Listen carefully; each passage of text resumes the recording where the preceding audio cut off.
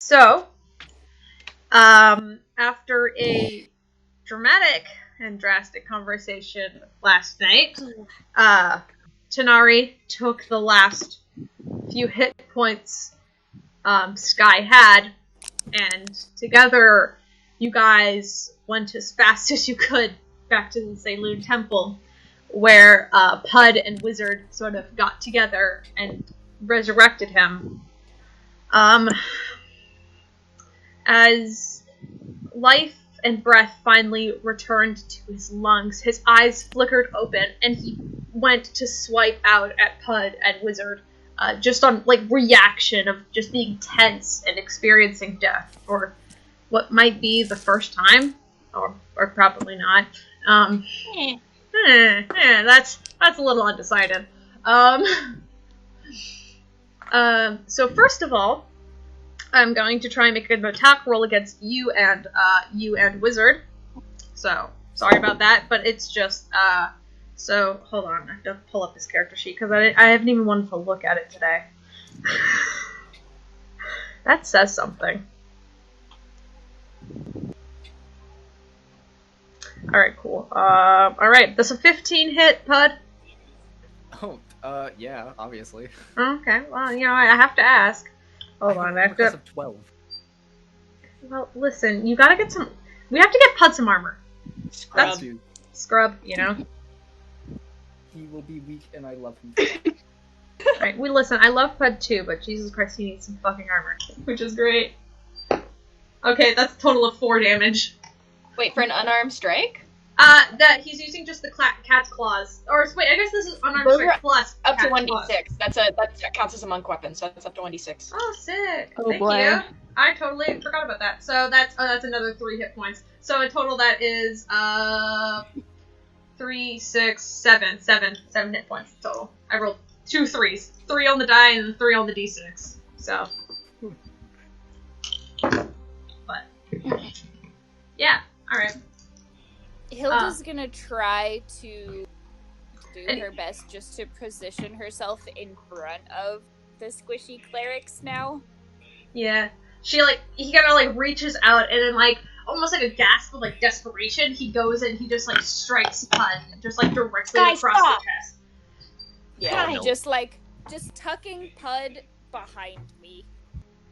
Guys, stop! He's, looking around, drastically. His eyes are not focused on one thing in particular, as he looks back and he sees you, Spark, and he just kind of, looks, and he's just what happened? I'm sorry, things went, downhill, but it's okay, you're okay now, you're okay. Spark is gonna approach him. Wait, slowly. Question, Spark. What? Could I use a spell? Okay, not yet. No, but I know it'll help, trust me. What Better not kind of try anything, little thing. How he, hisses Okay. directly at you, Puud. Guy. While making direct Guy. eye contact with him, I'm going to empty bubs out of my bag.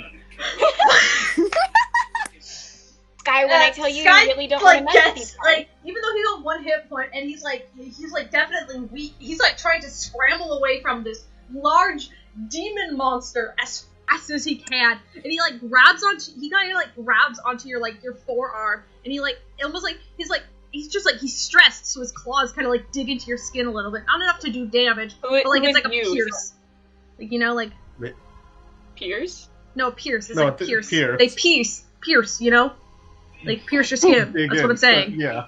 Not Peirs. Sorry, Peirs. You're in the room, though. All of you are in the room. Okay. Puud, if it heals him, yes. If it's not that, then no. And Spark is just gonna try and, kind of look Sky over nervously, try and calm him down a bit. I'll walk up to him and cast just Cure Wounds, just first level. Okay. Just make him not as almost dead. Cool. Okay, many that's points? a 7. Cool. Thank you. Cool. I cast one on myself, because he fucking bopped me across the face. That's fair. Now you're allowed to heal yourself, because he was he was stressed. He wakes up in an unfamiliar space with these tiny dragon folk on top of him. He's very tense and stressed, and he seems to just be clutching onto your forearm, Spark, and his, nails are, digging into your skin as he, looks around, and he's just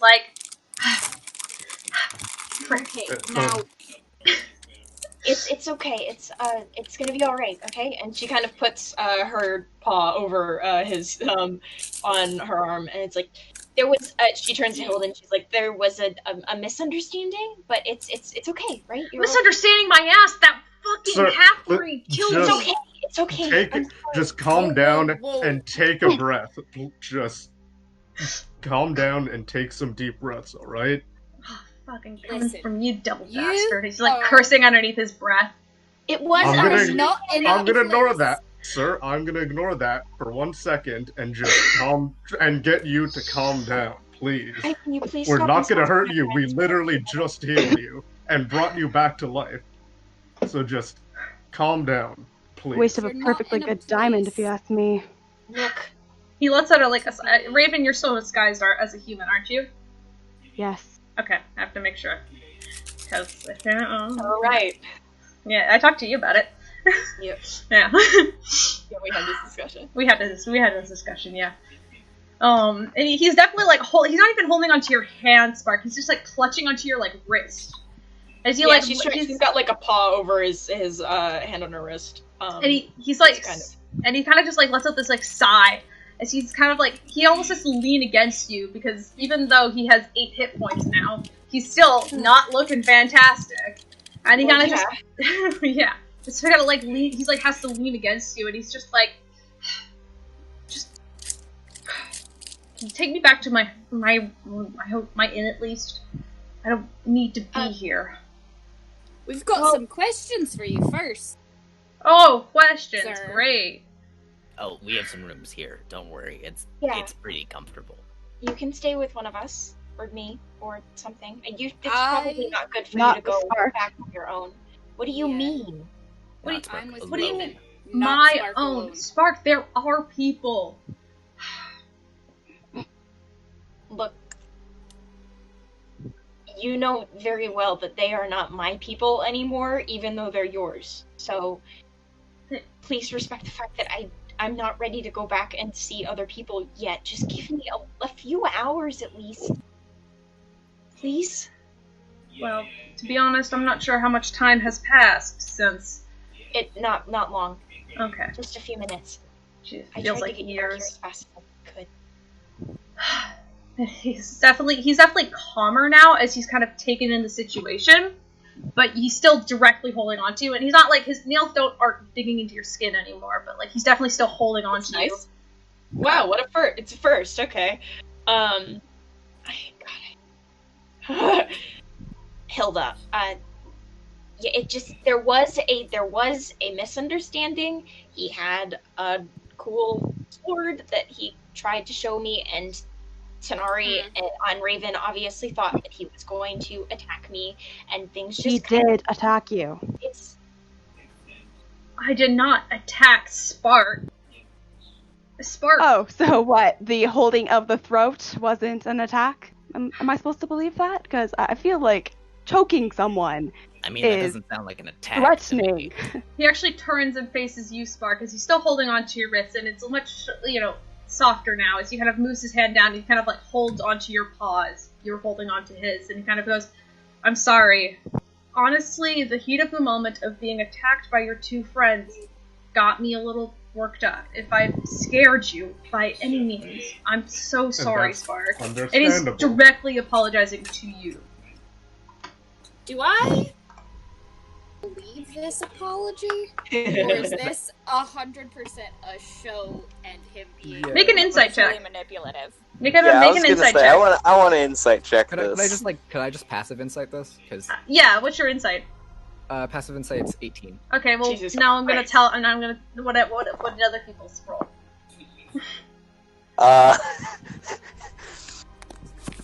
Mm, I Insight's might have rolled wisdom, a nat right? one. Yeah. You rolled in that one.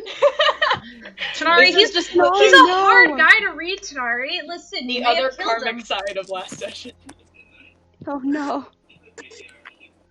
Tanar'ri, I Here's believe my in you. character sheet. I got an I guess- 18 as well, so. I guess Okay. Saloon isn't a fan of the incense I'm burning.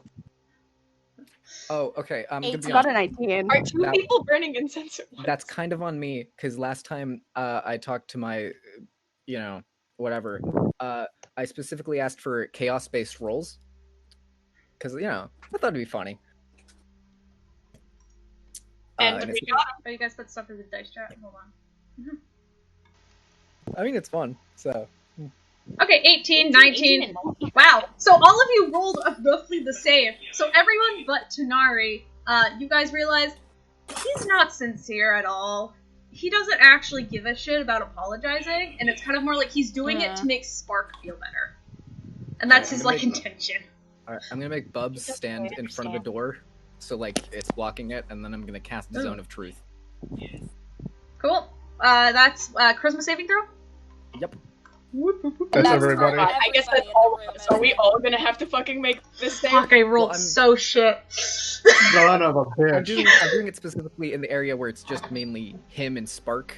Okay. So they're on, the edge of the bubble, right? So, okay. So do I So not have you're to- only gonna hit Okay. Sky and Spark. Yes, so no one else has Okay. to. And Good, that was an Spark- 8. Well, I rolled a Spark natural only goes- 1. Fuck. That's Yeah. Oh, well, I rolled really well, so Curse for dice, once- baby! Alright.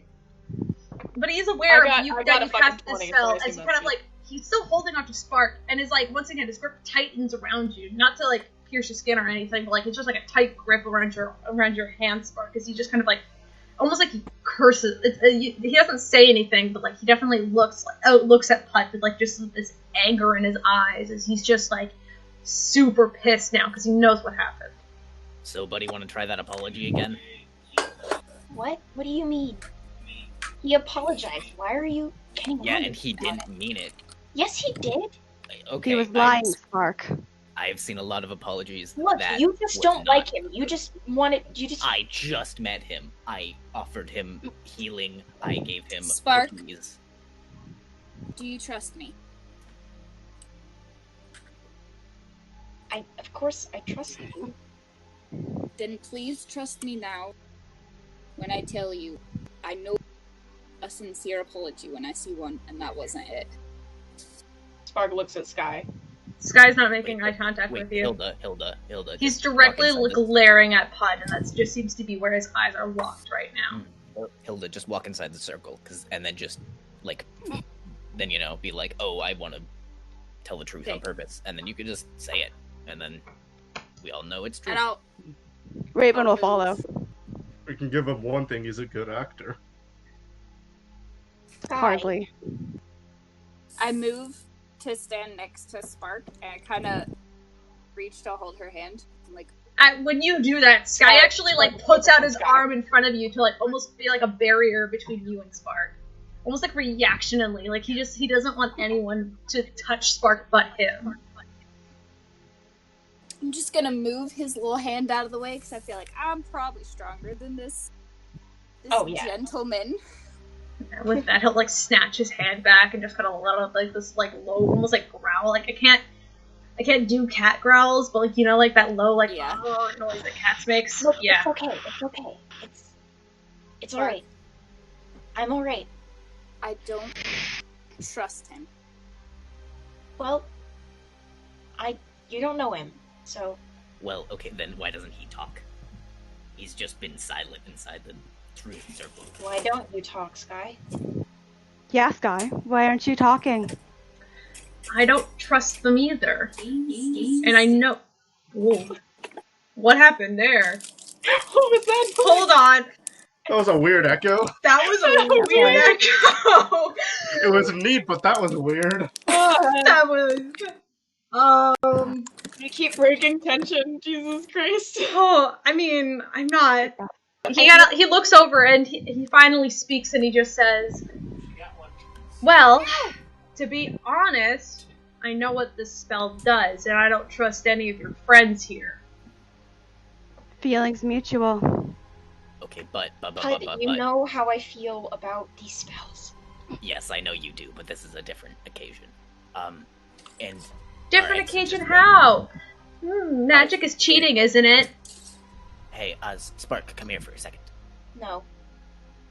Alright, then, well, I guess we can do it from there. Just grab onto your necklace and then just look inside his mind. I mean, that will tell you what you want to know, right? If he's truly innocent, shouldn't be that big of a deal. That's true. Spark, you could just take my word for it. I want to take your word for it. I do. I mean, you can look inside my mind right now, and you can see exactly my thought process here. I think I know your thought process. Yeah, you're right. It's basically nothing. Yeah. That's kind of the thing. Sky, if you have nothing to hide.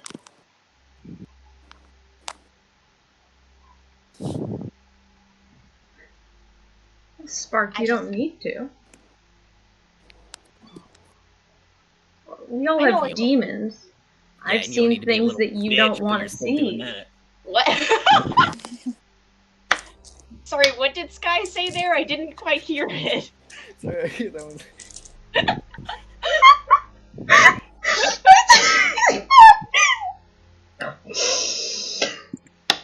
I'm gonna have to do a lot of editing of this conversation.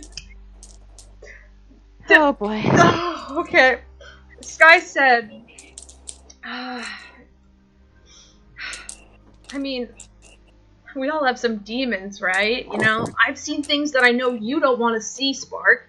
Okay, yeah, well, we all have demons. It seems like you kind of have a literal one, and I'm a little concerned about that.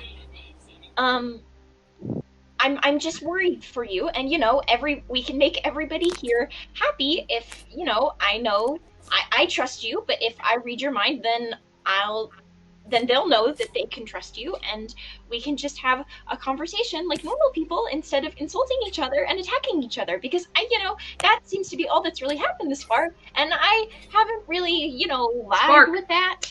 I promise I won't insult your misfit friends again. You literally just did in the same sentence. You were really close.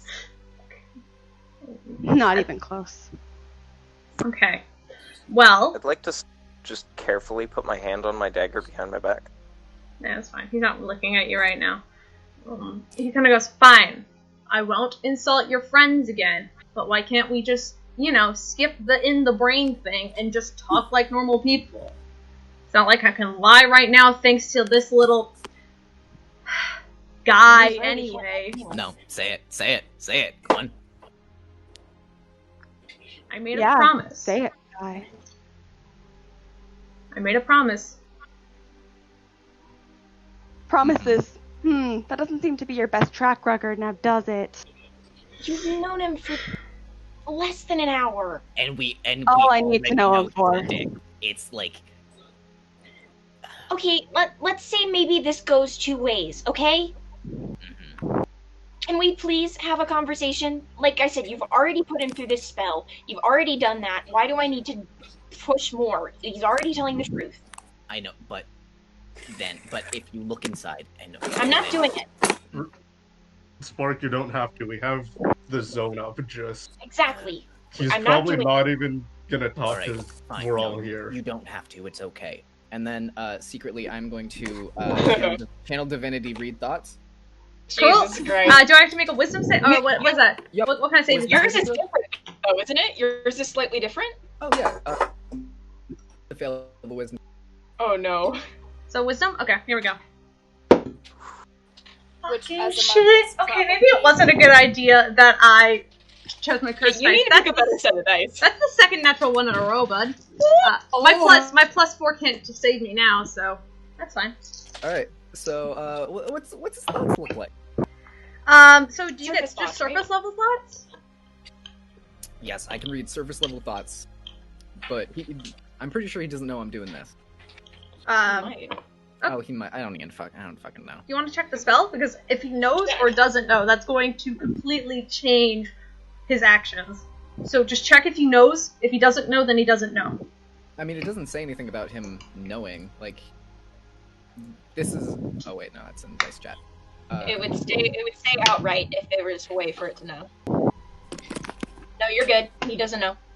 He doesn't know? Okay.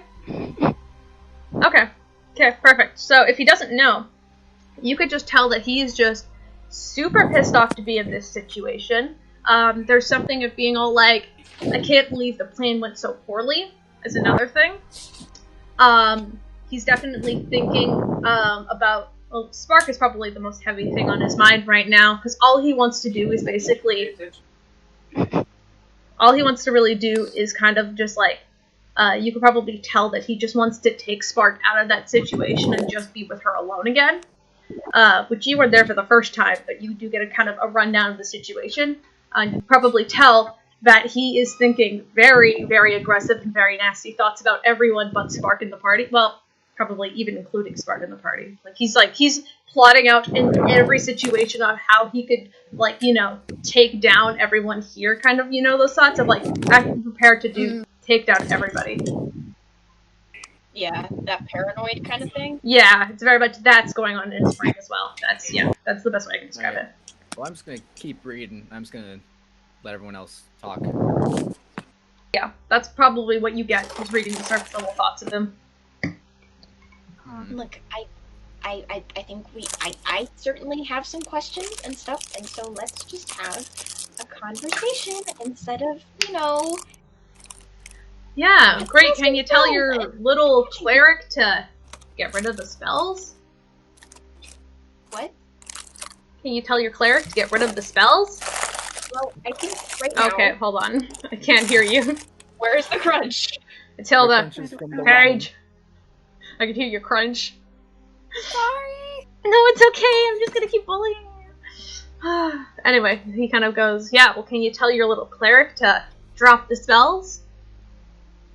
I think, Not gonna happen. Look, I don't like the zone of truth either, but maybe just to keep everybody comfortable, we can keep that up, because you don't have anything to hide. It's just a precaution, and Smart. if you don't... I don't like it either.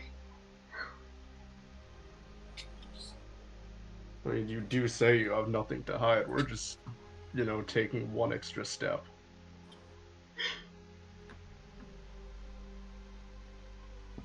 Listen, Fine. None of us will do anything if you don't do anything either, alright? And he's, still clutching onto your hand, Spark. But he seems just very irritated, and, he hasn't looked at anybody without a glare. Okay. It's just that, he just looks so angry to be in this situation. Just a few questions, then? Fine. If it makes you happy. Yeah, it does. It really does, okay? It does.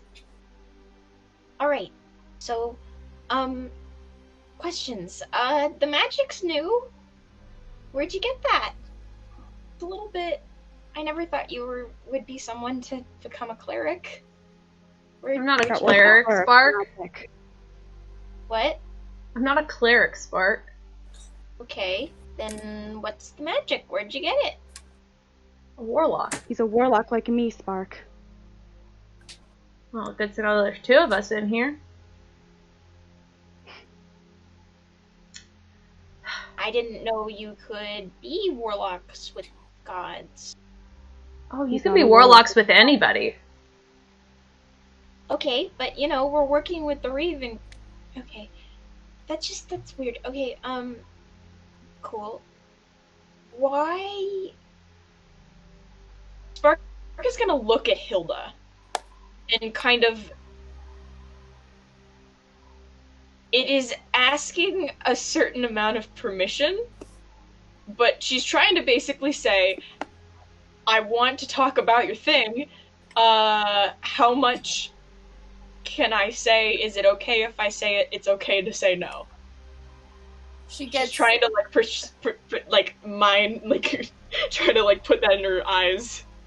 It's a very emphatic nod. At this point, she doesn't care if the rest of the party knows. It's just I need answers, too. Why are you killing outsiders? Where are they even coming from? Are you leaving the... Are you leaving the Dragon's Claw to go find people to kill? That's more than one question, Spark. Okay, well, I've got a few, so we have time. Answer all of them. Yes. We leave people. We find outsiders since the strongest bloodline left us. We've needed power We needed a source of power somehow. So, go out, get a couple of outsiders, drain their life sources, and we're fed. So you'd stop killing them if you got the bloodline back. Whoa, whoa, whoa. That's a dangerous thought process. But is it true?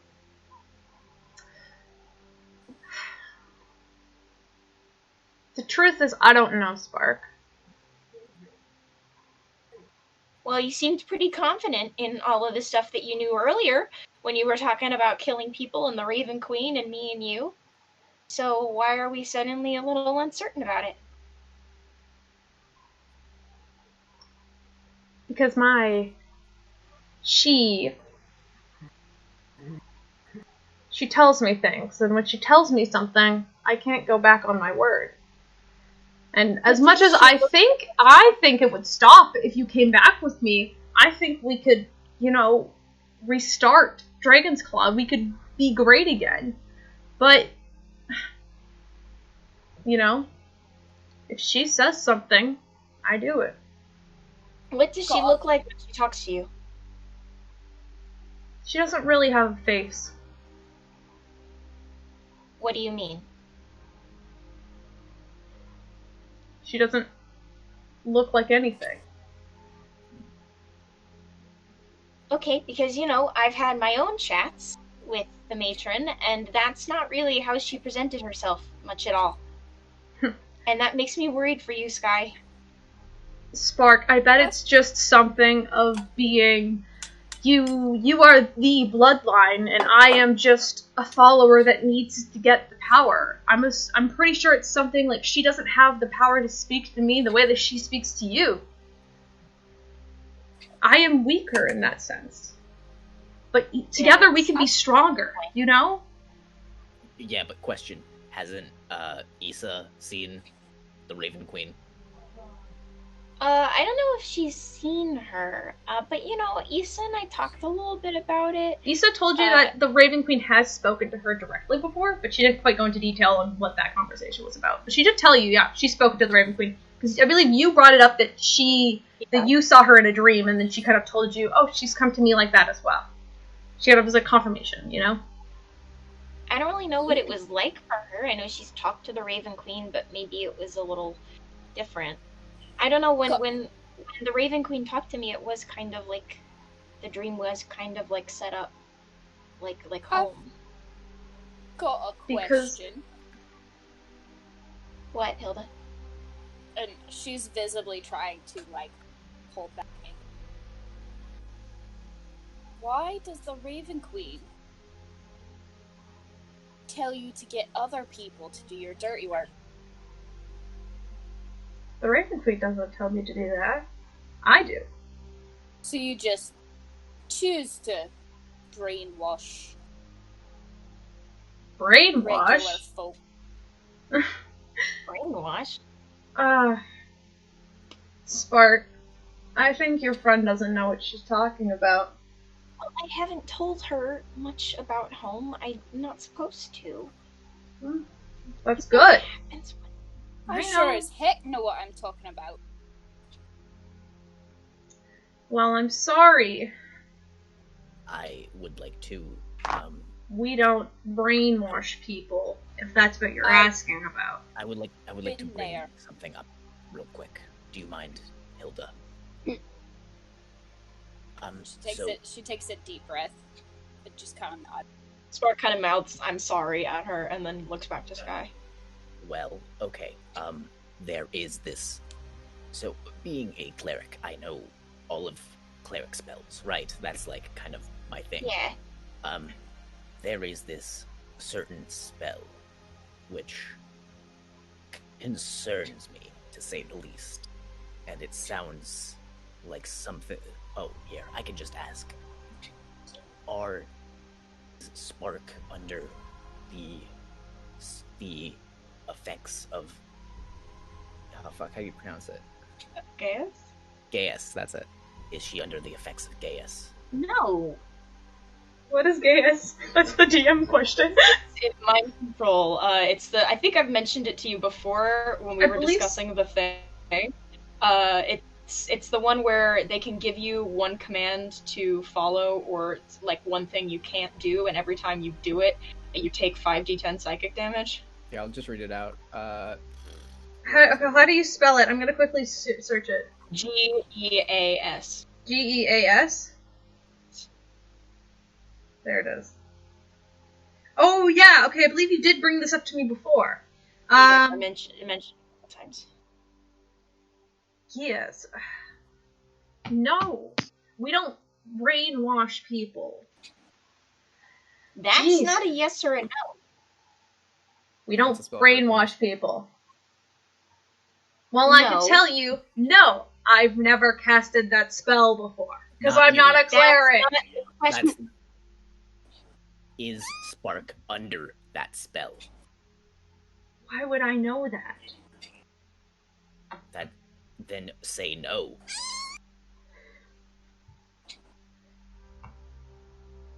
Okay, this is... Sorry, we never discussed exactly what the effect was. Of the thing? Of the thing. Because it would not count. It would probably not count against him. Yeah. And also he probably wouldn't know about it, so he could probably feasibly answer no. Yeah. So, no. She's not underneath the Gia spell. Okay. I've been concerned about that for a while. That puts my mind at ease. Oh, great. Nice to know you can sleep at night. That's not, they wouldn't do that to me. I wouldn't. What? What?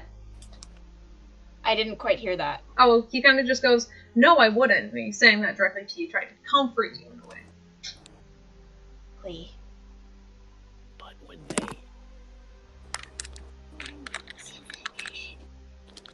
So let me get this straight. So Jewel died, and Jewel died of being sick or something, and you took over? That's not her name. It's Jewel, like the rock. It's Jewel, like the gemstone. I knew you would fucking say that. Okay, yeah. Damn it. I didn't even read the chat because I have Dice Chat open right now, and I'm like, I know what the fuck you just did. I'm like, god damn. I love you guys. Yes, no, it's a Jewel. Jewel the rock. He has this, like, he's still holding onto you tightly, and he goes, yeah.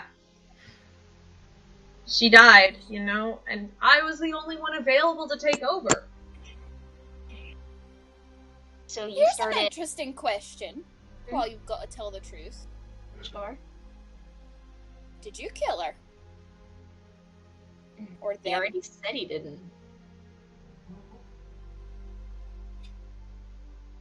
Guy? Said she got sick. That could She got sick. From poison? What? He's not Spark saying anything. yanks her arm away from Sky. Spark, it's not what you think. What did you do? You want answers? Yes. I was involved with putting Jewel down, in a sense. It was not intentional. She was sick before. Mother. She was sick before I committed to it. Oh my god. Okay, so what? Okay, yeah, all right, sure. What? So you kill my mother and then come to me talking about how you need to save the bloodline when you were the one that ended it. You were the one that took that away. The bloodline was broken when you left, Spark. You're the only one. Did you kill her? I had to. Hilda's gonna try to very gently, very cautiously put an arm kind of Spark's back. Spark backs up and goes to stand next to Hilda. Fine. Is he gonna let me do it? Yeah, he's not going to do anything. He looks frustrated at most, but he's definitely he's not going to attack. What do you plan on doing to Spark? That's taking her home. If you killed my mother, what are you going to do to me once I get home?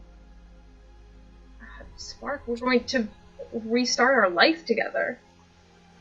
And what does that Try imply? again. Like, please elaborate. We're not asking for one-sentence answers. Give exactly... Because, okay.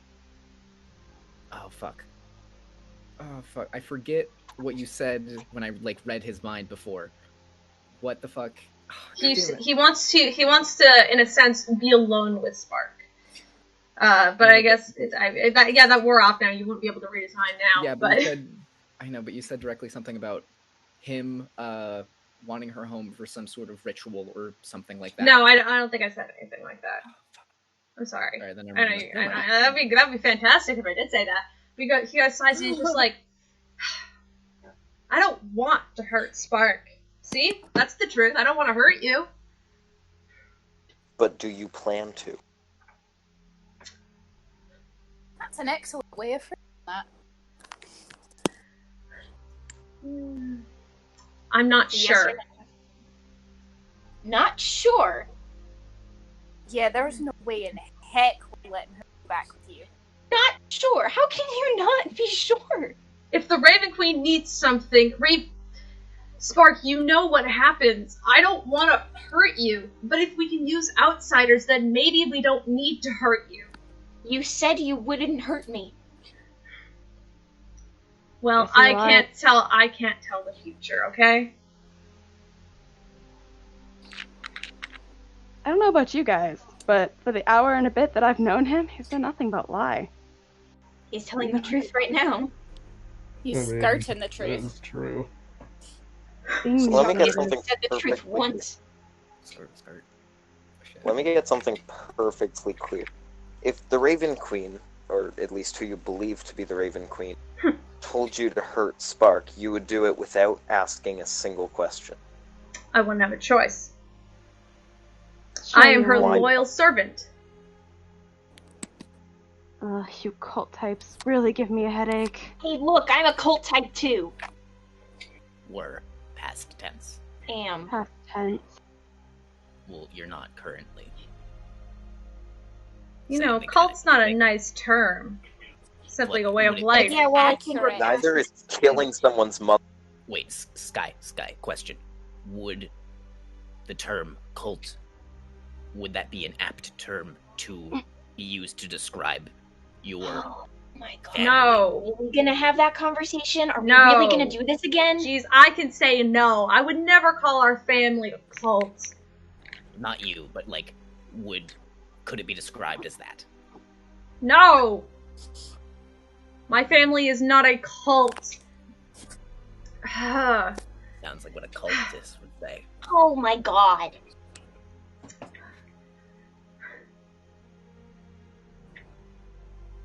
We're all tired.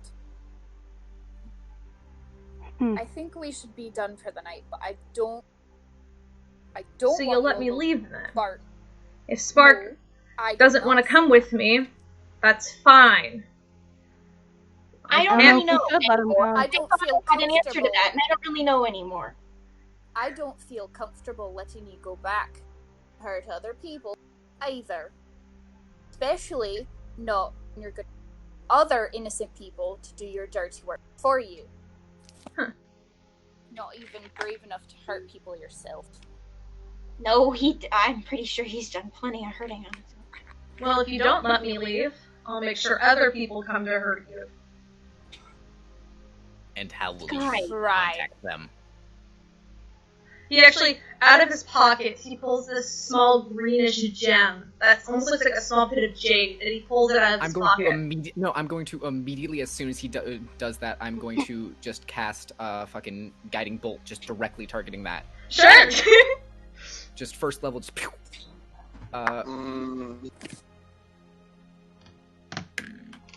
That's a natural 20. Yeah, it fucking goes flying, and you watch it smashes against the back of the bar, and he goes, "What have you done?" They're coming now. What has he done? Good shooting. What was that, Sky? They're coming. That was the warning. If things went bad, I break the rock, and then they'll come. Oh shit, that's on me. Pud, I thought it was like a You're trending all thing. dead now. Hey, is that stick up and ready? What? Stick. Yes. Time the to stick is go. ready.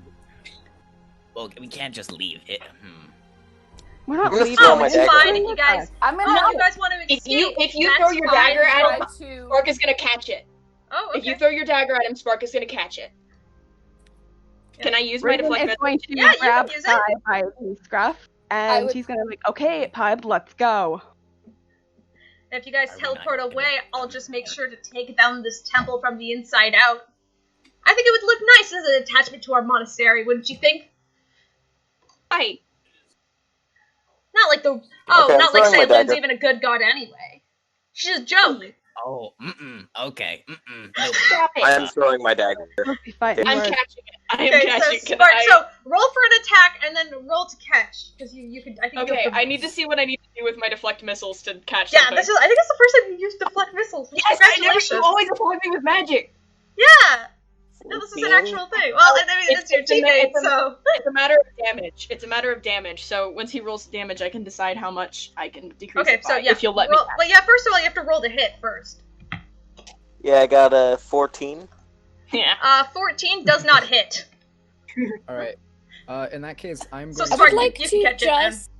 No, guys, I got this. Everyone come here and hold on. and I'm gonna cast command on him and command him to. Hold on. Wrath. Do I need to save for that, don't I? Yep. Yeah, but like if he fails, What kind of save is that? Wisdom. Okay. Okay, cool. 19. Saves. Can Sorry. I just kind of grapple him? And I don't want to like hurt him, but I would like to hold my to him so he can't leave, and so that the second somebody comes through the door, because I don't know how fast they're gonna get here, they see that we've got him. I mean, and he Raven, is Spark, and Tanar'ri would helpless. know it would be from the tea place. It took you guys about 20 minutes. So you don't know how close they are, but you do know roughly that's the time. So do I need to roll anything against your grapple? I believe grapple is opposed athletics, and would I? Be Can angry I enough guess I to can't use warrant a acrobatics then. range? Shit. If I can't use acrobatics, I'm kind of fucked, but that's fine. No, it's gonna definitely be athletics. Yeah. Would I be angry enough to warrant a rage That is up to you. before I roll? That is up to you. He think didn't say flat out if he, did certain things, so. And you have been Yeah, but saying he you've been also- trying to stay calm. And he did Yeah. admit to killing Okay. Sora's mom, so, I mean. I'll just straight roll for now then, but she's like this close to being angry. Okay. So that is 5 plus 8 is 13? 13 as well, so I think that means you succeed. Sweet. Sweet! Yeah, he's in your grapple and he's like struggling to get out. As he goes, Listen, I'm not gonna hurt you. I'm not Hold gonna on. hurt your friends. Sky, don't do this or I'll end life I'll end Leaf as well. What? Oh, he's still kicking, isn't he? Let me go and I'll make sure he stays alive. Please. Hilda, Let me please let him go. go. Please let him go. I'm not gonna hurt him. Hilda. Guy, please. I don't make the rules, Spark. What do you mean the rules? You can choose whether or not to murder my family or not. You can choose whether or not to murder innocent people. I know that you've killed. I've seen the bodies. One body at least. I've seen them, and I. You can choose not to do that. Oh, I gave up that choice 4 years ago when you left.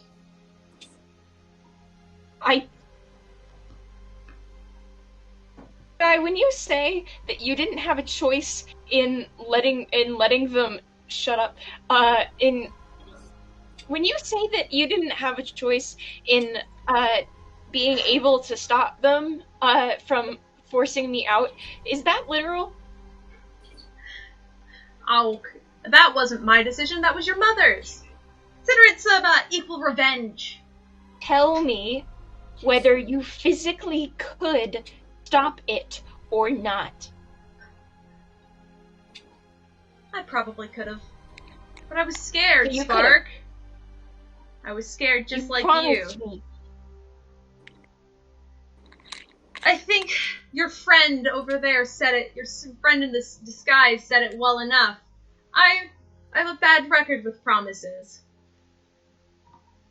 Spark gonna punch him. Sweet. Go for it. I believe you have advantage. You have advantage. Hit. You have advantage.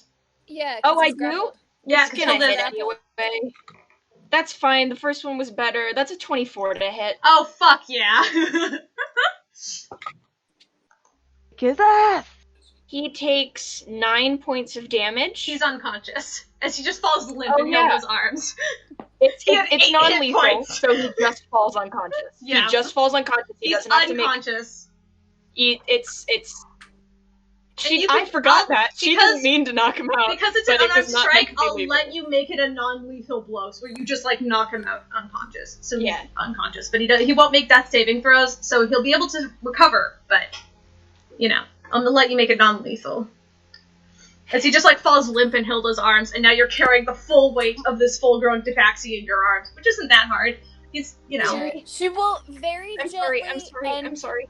controlled set him on the ground. She wants to just drop his butt, but she's not going to because she cares about Spark. That's fair. Boo. Right, now what? I don't know. I didn't think. I didn't Oh, need to knock wait. him out. Sorry, Just I'm calm, sorry. just calm down. It's, Could I walk over? It's all could I right. walk over to the broken stone and then cast mending? Sure, and then it slowly mends back together, because at this point, the chunks of it have been scattered all over the floor. So you can Yeah, pick I'm up gonna them try and mend them back together, but when you mend them back together, it's no longer like a glowing green, it just seems to be like a dull, green rock, so whatever magic was inside it was released. Can you guys hide him? I've got an idea. We can take him upstairs to one of the bedrooms. We could put him in there. He probably wouldn't Good. be able to do much if he woke up in a bouncy house. Oh, right, I forgot about that. I'm gonna grab him by one of his ears and literally Tanar'ri. drag him. Hey! Go upstairs with him. Tanar'ri. Please. What? No. Spark is following after Gently. Tanar'ri and like grabs Tanar'ri by the arm. She's gonna try and grab him. If he wakes up, don't trust a word that comes out of his mouth. Got it? Yeah, because at this point, you guys are leaving the Tanar'ri, let zone him of go. truth radius. I mean, it lasts like 10 minutes. I'll Yeah. pick him up and carry him upstairs. It's gonna end very Okay. soon. Spark is And as following. I'm They're actually going gonna upstairs. go with them. Okay, so, I'm staying Raven's gonna- downstairs and I'm watching the frick out of the door. I'm Oh, gonna yeah. stay downstairs and I'm gonna say, Oh, this has been too much. I need a drink. Around- I'm gonna get some root beer. around 15 minutes after the, yeah, Was you Raven guys- trying to do something? Raven Sorry. is gonna make himself look like Sky. Oh, okay. Ooh. Okay. Alright. So it's now currently, the people downstairs are Puud, Sky, quotation marks. I believe that is your third charge on the thing though, so after this you can't use it Yep. until tomorrow. So that's your third charge. Yep. Wow, you are using ring to your advantage. My. Yep. So yeah, so you, so currently I believe it's Hilda, Puud, Sky, that are still downstairs, along with Wizard. I think so. Spark is just making sure that Tanar'ri and Peirs don't try shit. I'm not going. So, because I have a plan. I'm just waiting for. Okay. So, That's are you guys okay. going to tie Sky up? I Please. was thinking of Yeah. using the immovable rod. Oh, right, I forgot you guys I've had one had of those. that for so long and I've never got to use it. We can put him in the corner of the room and then a movable rod him into the corner. Yeah, you guys could do that. Yeah, that's what I was thinking. Yeah, that's a DC at 30 strength. I do have, like, he could, but, like, Actually, He's you not could- that strong. He is Yeah. not that strong. He's not, Like- yeah. No, I don't think that's like- physically possible. tie his ankles and wrists to it and then just leave him there. Yeah. Hall Oh, time. so tie his, like, wrists to the rod and just leave it there. Yeah. Oh, that's actually, yeah. Literally, just I'm throw pretty him up sure you like guys have this. rope. Yeah, no, I've got rope I can donate. But Mhm. Spark I is also have keeping rope. herself between Sky and Peirs and Tanar'ri. Oh yeah, easy. Spark is particularly eyeing Tanar'ri and keeping an eye on him. I think about. I will say when we get to the room, I'm going to literally throw him into the corner. That's fair. He's Mostly unconscious. to see if he bounces. And also, he does. His body kind of limp, just kind of like bounces in the spot for a minute. He's still unconscious, and he like hits his head against the plastic wall, and then like falls forward again. He is out. But about 15, around, I guess more like less 15 and more like 10 minutes pass, and there are loud stomping as two human-looking men run down in, followed, two human-looking men run towards the sort of chapel.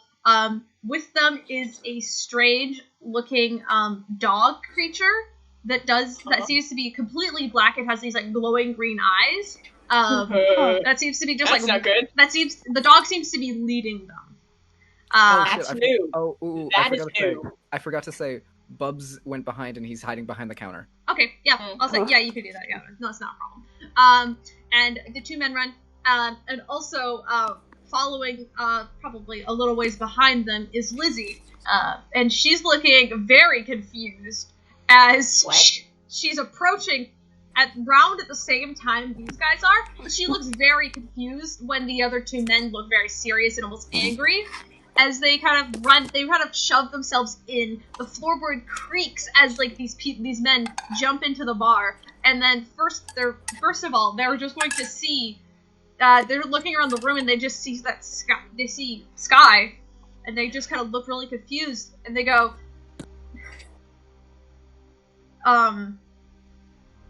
"Sir?" False alarm. Plan didn't go. Just head back. Make a deception check for me. Okay.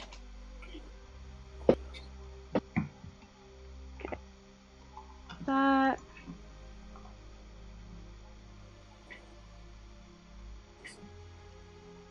Oh yeah, I've got +7 to deception. Hell yeah. You're good at this. I'm not yet. That's gonna be a 26. 20. Natural 19? Yeah. Damn. Little clap for you. The kind of the man who seemed to be in lead has this like slicked black hair down. And they both seem human in appearance as he kind of like stands there and he kind of like puts his hands together and does like a bow to you, Raven, and as he goes, "Do you need backup?" No. Broke the thing by accident. Let's just go. Yes. How is the target? Where is the target? She got away. Her comrades had a magic item. Could be anywhere by now. Well, return with us, and we will start searching for her again. Yeah. They kind of like both of them step aside, almost letting you lead the pack, as Lizzie kind of steps into the room looking real confused as she looks around at everybody. You're not in the room. You don't know. Hi, Lizzie. What's up? Hi, bud. What's going on? Who's this guy? Well, okay. He had a stone thing, and then he broke it, and then some people got away. I'm not really sure. Nothing we need to worry about. Just come. Lizzie, help. Come sit down and get some root beer. Make another deception check for me, Raven. Okay. Okay, that one's gonna be a 24. Okay, so Liz is still, okay, I'm sorry, okay, I'm gonna go up to my room, if you guys are alright, down here. She, like, looking around very cautiously, as obviously there was, like, tension, you know? As she slowly backs up and heads for the staircase. but the two men are standing by the door, and they almost seem to be like two guards at a post waiting for you to lead them away. As one of the men has grabs the dog by this collar thing that seems to be almost like made of metal, and like begins to like try to pull the dog out of the area because the dog was immediately attracted to where the stone had shattered. Oh, Puud, do you still have the stone? Shit. Oh, it is sniffing Puud up and down right now. No. This dog is like trying to climb on you almost. And then the guy kind of pulls back and he goes, I'm gonna walk over to Puud and I'm going to snatch the gem away from him. Give that back. Sorry, tiny lizard. Guessing you need to punish me alone away from these people. Foul beast. You head back to the thing. I'll deal with the freak. Yes, sir. We'll continue our search in the morning. He kind of nods and he goes, "Yes, sir. We'll meet you back at the inn." And they kind of begin to drag the dog out. They begin to turn and just leave.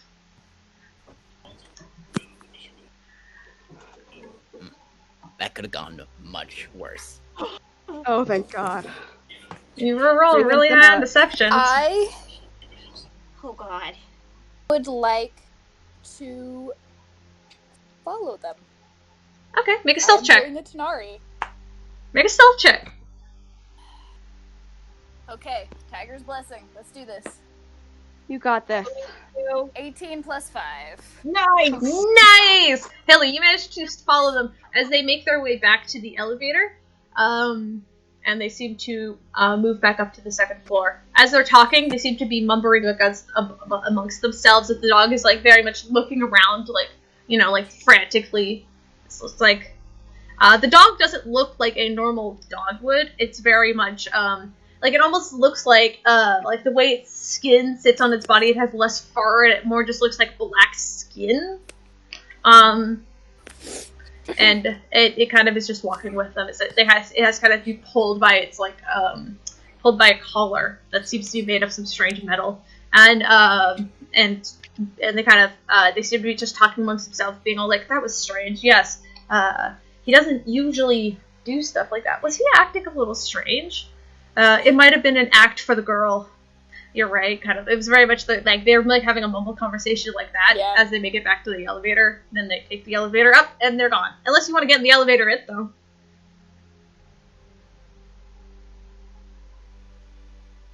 To accomplish the thing I wanted to accomplish, I would have to do that. So you get into the elevator with them, and a bit confused because they do recognize you from the bar. They kind of stand a little on guard. As the dog just kind of rushes up and begins to sniff your boot, as dogs do, but it doesn't pick up anything it's looking for. Cautiously pet the dog. Its skin is almost slimy as you pet it. As one of the men kind of goes, "Be careful, he bites." What breed is he? He's very cute.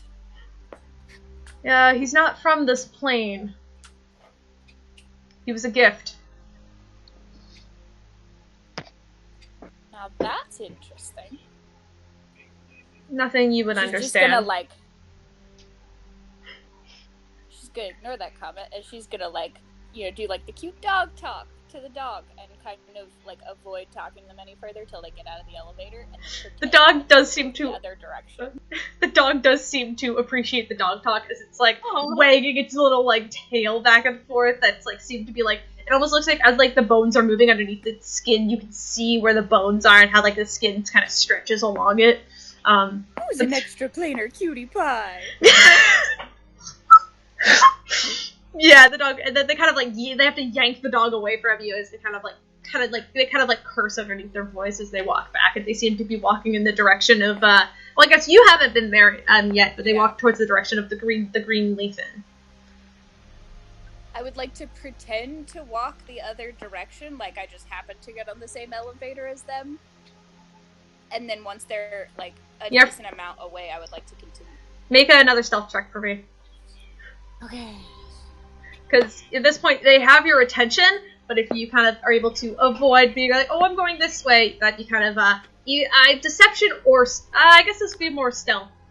Because you're still trying to be unnoticed. Good. That one's a 15 total. Ugh. They don't pay you much mind, but you're not sure if you're as stealthy as you were when you were in the swamp disc. Are you following them directly back to their hotel? Because when they kind of disappear within the Greenleaf Inn, and then you don't see them again. Yeah. I would like to try to see if... God, this is so stupid. I would like to try to see if I can find a window to their room. I just want to see if they drop any disguises and if they look familiar. Okay. Make a, Oh, that's right. I mean, they kind of disappear when they enter. Unless you're gonna follow them into the inn, by the time you make it into the desk lady kind of smiles and goes, "Hi, how can I help you?" kind of thing, and they are gone at that point. Obviously they have a room, so they immediately went up to the room. So the lady's kind of like, "Oh, hi, how can I help you?" and kind of things. So you don't know which room they would be in. So that's a little complicated. But before I go in, are there windows outside? This is a very tall building. So there's about 4 or 5 levels of windows, and then the first floor with windows, it seems to be able to, you could see into like a cafe kind of area on the first floor. It looks like you look up and you see windows to like the second floor, third floor, and like 5th floor. And you can see some lights are on and some lights are off in there. But you see there's a lot of different residences, and you can't quite tell if. I would like to use my boots of flying, because that's a thing that I forgot I had. You do have that. I was like, do I have a grappling hook? Oh, I have boots with wings on them. That's even better. And just if there's either any rooms where I see the light on, or just any kind of make a perception check for me. Okay. This would be a perception check. I think that one is less good. Where is my perception? +2. It's a 13. A 13? Total. There are a lot of lights on, but it's hard to identify. You can kind of go past a few of them, but because the curtains, like some of them curtains are closed, others are curtains are open, but you don't really want to be looking into people's rooms in case they see you kind of thing. So it's hard to tell which one they might be in. Okay. I'm sorry. We'll take a deep breath. Now we'll head back. Cool. Make a dexterity saving throw. Oh, God. Oh, boy. Do I see this thing? Yeah, you might. Yeah. Okay. So It is the a first roll is dart. a 13. Roll is an 11. That is +2, so that's 15 total. 15 total? Advantage. Okay, hold up. So that is still going to hit you as a dart comes flying out from one of the 3rd story windows. And it seems to hit you directly in the shoulder. Hold on, I have to quickly look at the damage that this thing does. Okay, perfect. It's just 1d4. Alright, so that is 6 damage to you as you are struck in the shoulder. That kind of puts you flying off balance right before you land. As a dart is just pierced into your shoulder. Obviously one of them noticed that you were watching them. Yeah. And so they tried to take you out with a dart, so it's not a lot of damage. But now you could tell when you look up to the window, you see the you see this tabaxi face staring back at you that seems to be pulling up another dart, getting ready to fire at you. So they are tabaxi now. They are tabaxi. You recognize that this is it's very much a tabaxi like Spark is and like Sky is. Okay. Less Neko, you know. Yeah. And I guess my question is, do they look familiar at all? My question is, because of it was your memory, and you originally didn't see these people, and it was only because Spark was able to point it out to you? Yeah. So, would you even know what they looked like?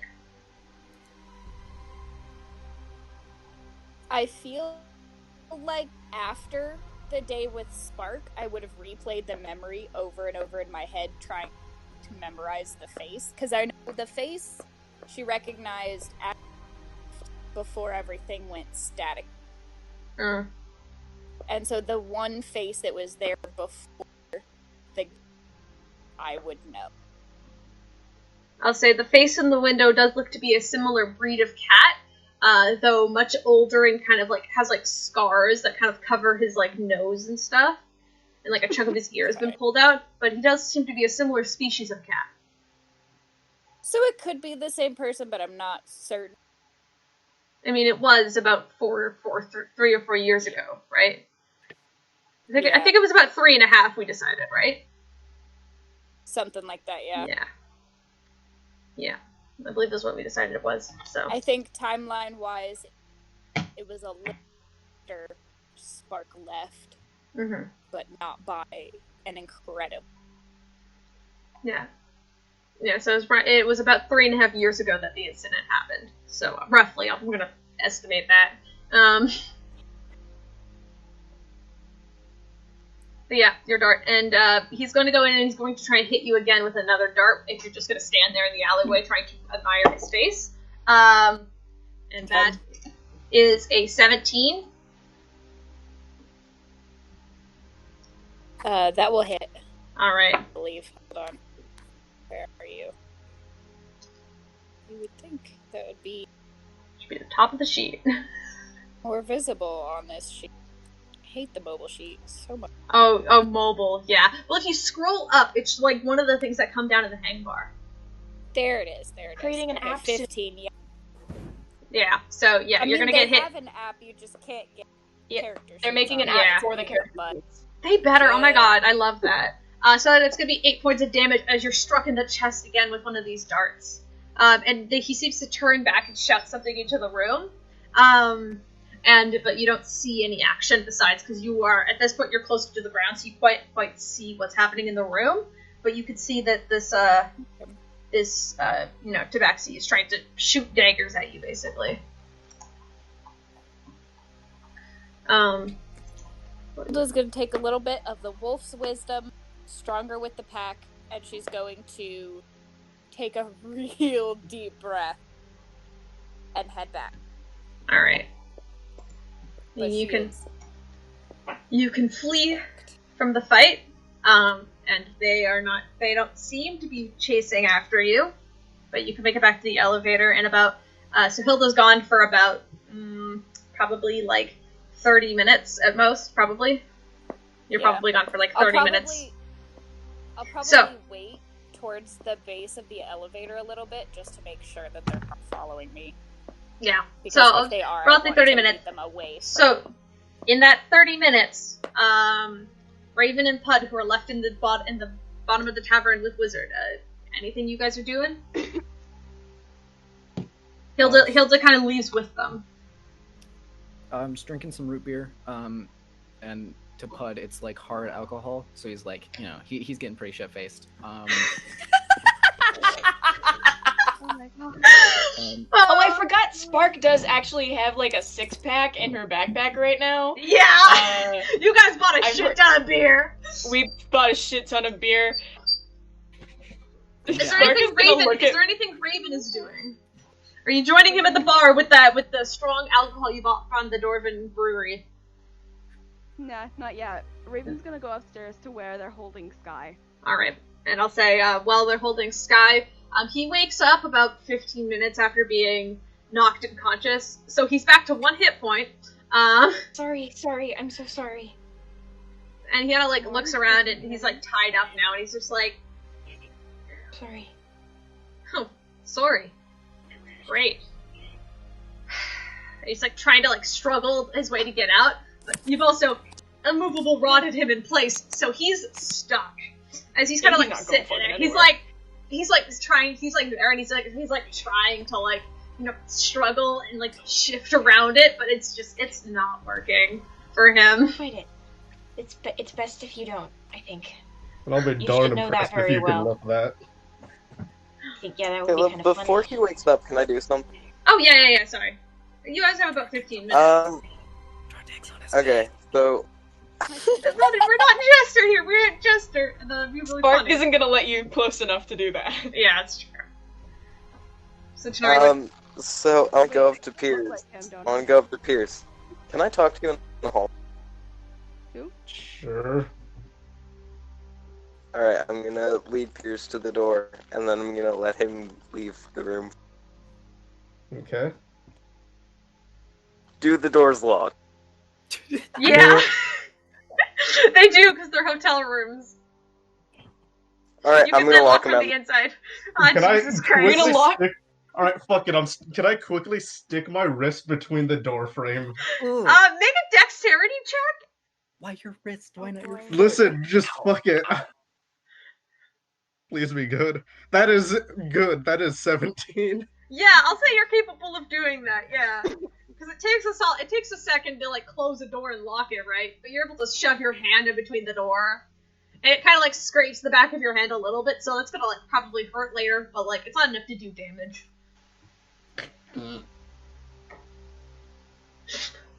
Tanar'ri, you just see Pierce's hand in the doorway.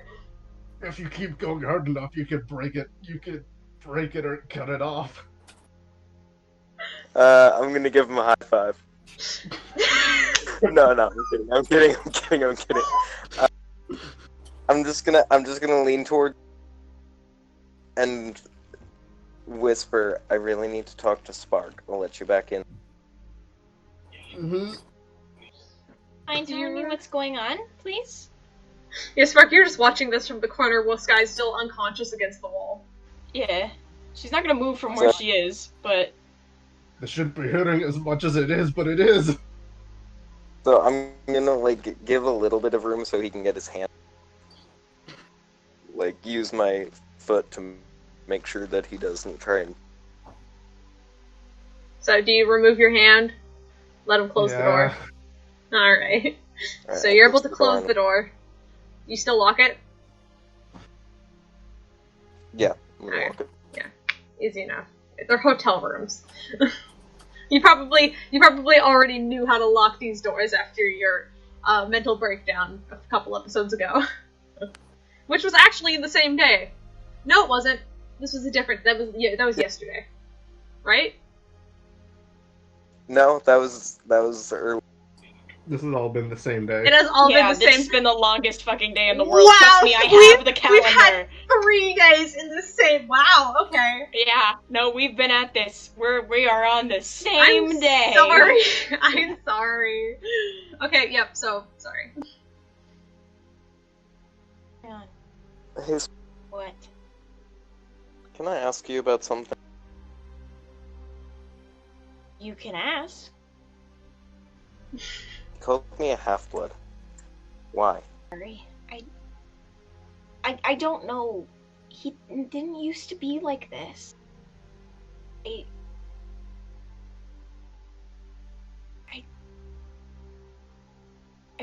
When I knew him, he was nice. I mean, he was a little bit distant for a little while, but he was... I don't know why he's acting like this. I think part of it might be that weird spirit or whatever left him. I'm glad it did leave him. I'm gonna sit on the bed and just start playing with my dagger at this point. I don't know why he's doing it. I'm really sorry. I don't know why he's being like this at all. I mean, at least I guess we're even now because I hit him after he hurt me. Spark, what did he mean by it? By a half-blood? Yeah. I don't know. I think it was just a mean thing. I don't know. You said pretty mean things based off of appearances to Peirs and Sav. So probably in that vein somewhere. Why a half-blood? I don't know, aren't you a half-elf or something?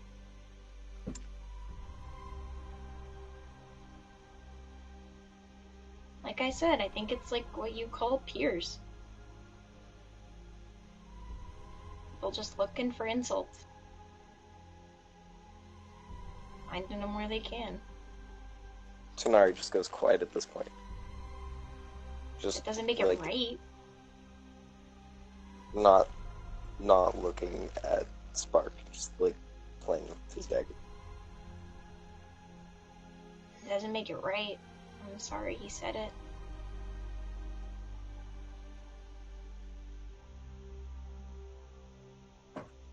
If you're not going to.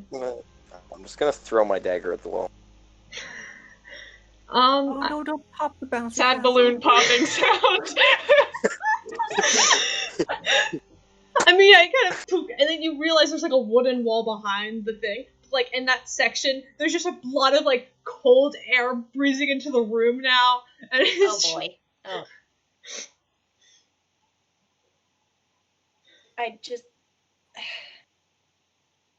I'm sorry. I don't know why he said it, and he shouldn't have said it, and I'll tell him to shut up again. I promise I don't know what's gotten into him. I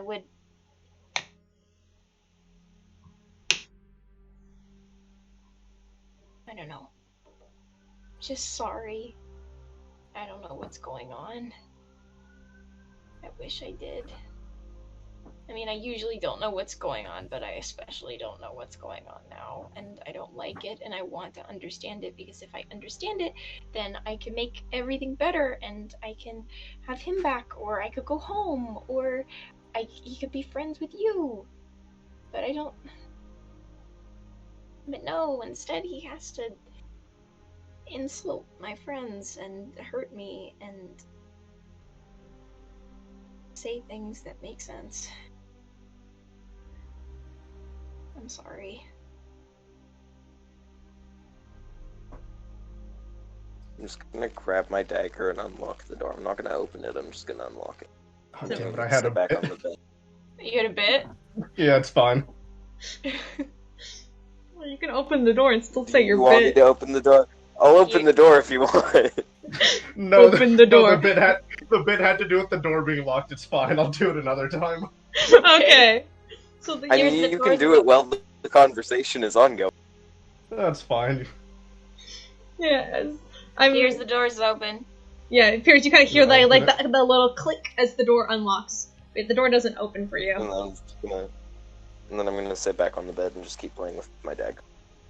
And there's like one like pad of like the balloon house is completely deflated, but I'll say like the rest of it is still there. But like just one pad, like you know how they're like sectioned off in like balloon shapes. Like one of them is just completely flat. Hi, Peirs. No. Are you good? Which one of us are you asking? No, who am I kidding? The answer is no. No matter who you ask. I guess that sadly makes sense. Gonna come in. Whoa! Who died in here? Points to the body of Sky still unconscious. The wall, I mean, other apparently. than him. Only one person cares about him. I mean, it looks like the wall took a hit, but Yeah, I think it other kinda than that, Poor everything's wall. fine.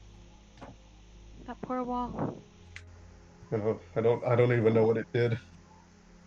Who knows? Maybe It didn't do much of anything, but you know, it probably deserved it anyway.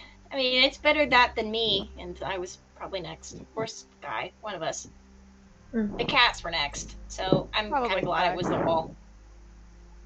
Oh, I guess I still look like Sky. You still look like Sky, and Yeah, you this don't is have any more making charges. Spark won't make eye contact with you right now. She's incredibly uncomfortable. You also do not have another charge to return back to the farm you were originally in. So you could drop Fun. it, or you could stay Great. as looking as Sky when he wakes up. Oh, I'll probably just drop it then. Okay. I don't want to look like him. Fair. Fuck that. You might want to move your mic a little farther away Yeah. from your mouth. Oh, I'm so sorry. No, it's fine. Don't worry about it.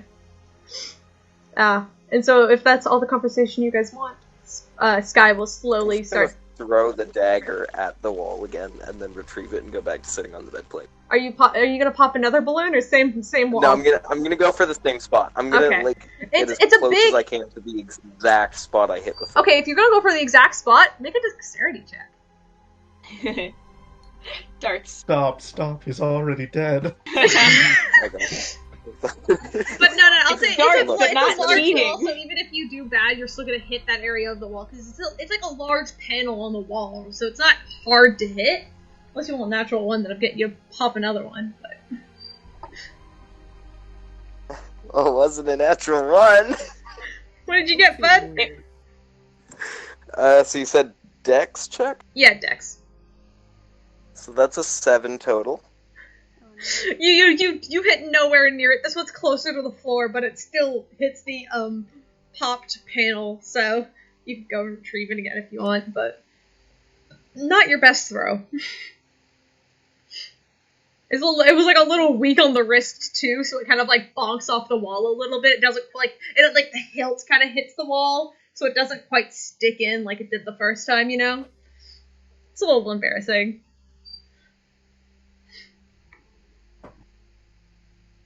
But, with that... What's your plan?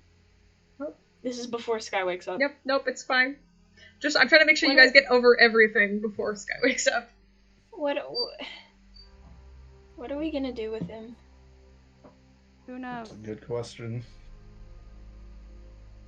As soon as Spark says, what are we gonna do with him, I'm gonna throw my dagger as hard as I can across the room. Spark flinches. Are you hitting the wall again? Yeah. Same panel? I'm not gonna make you roll again, but you do.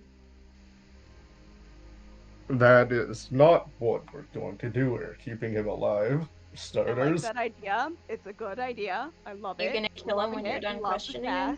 But no, we're not going to do that this time because I can't afford to keep wasting diamonds on this fucker. So we're not going to do that. I'll pay you back for the other diamonds. That doesn't matter right now. What matters is figuring out what we're doing, because he's been through enough, and I don't think he needs to go through it right now. I'm gonna go grab my dagger out of the wall, and then pull my other dagger out, and just start kind of like sadly bouncing around the room, just spinning my daggers and shit. Don't bounce with just like looking down at the floor the entire time while like spinning daggers. Make me a dexterity check, buddy. Oh, no. I'm not letting you get away with this. You're in St. Louis Palace, and you've already popped one wall. 16. Alright. Yeah, you managed to spin daggers, but it's not the most smooth, especially when you're bouncing. It's not like how you would normally when you're on flat ground, but you do try to entertain yourself a little bit by bouncing slightly. That is almost impressive. Sad, but impressive. Can we just... Not now. Like, I don't know how to word this. Can we just let him go?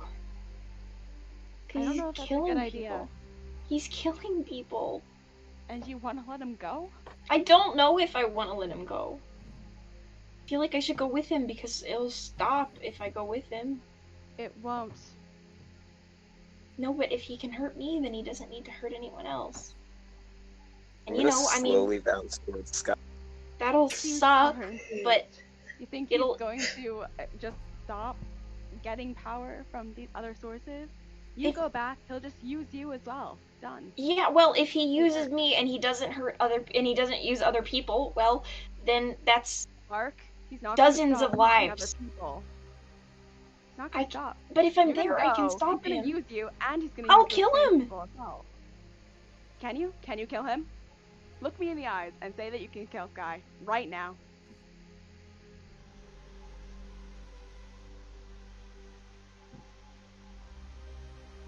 If Okay, I'm going to I can kill him. Guy's voice again. Oh no. What do you do? I'm mimicking Sky's voice, so I think that's like a performance thing. You could try to. Yeah, but unless you have like thumb. I mean, he did it once already. Yeah, you kind of did with that deception check, so you can try to do it again. This would be performance. Holy shit, net 20! Oh god. And performance. Okay, here we go. I don't think I have that good of a performance because he's not a flashy bard, but... No, the whole point is you're the one performing. That's gonna be a 24. Alright. Yeah. You're a bard with a really low performance. Holy shit. Yeah. That's fine. That's not a bad thing. Can you kill me, Spark? Raven, that's... Raven, that's not okay. Raven, that's While enough. they're doing this, I want to roll a stealth check to see if I can get, like, real close to Sky. I'm physically in between Sky and the Yeah. rest of the group. So you're gonna have to make it with disadvantage, because Spark's in the way. How close is Spark to Sky? Like, I'm like pressed foot. up against him because I Yeah. know you, motherfucker. Yeah, I'm assuming Spark's like leaning against him. So Oh yeah. it's gonna. Yeah, you. I don't think you really can have a chance to get close to him and sneak kill him again. You know. Okay, I would like to mention I'm not going for the kill here. Everyone assumes I'm gonna kill him. I want to, but I'm not. I want you to kill him Rightfully too. so. Right? Yeah, but like, no. But yeah, I'm gonna try to get, like, I'll give you as close disadvantage. to Spark as I can. Like, next to Spark, basically, so I'm just, like, staring. So yeah, stealth with disadvantage? Yep. It is 15.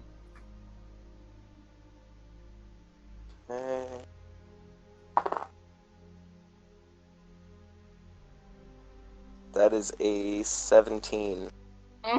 So you do get up beside Spark, but Spark, you're kind of aware he's there, but you're really focused on how traumatic Raven is being to you right now, so you're a little occupied.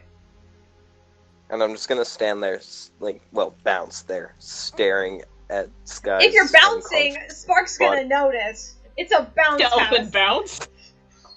Fine, I'll I'm just gonna stand there. If you're I'll just bouncing, stand Spark's there. gonna notice.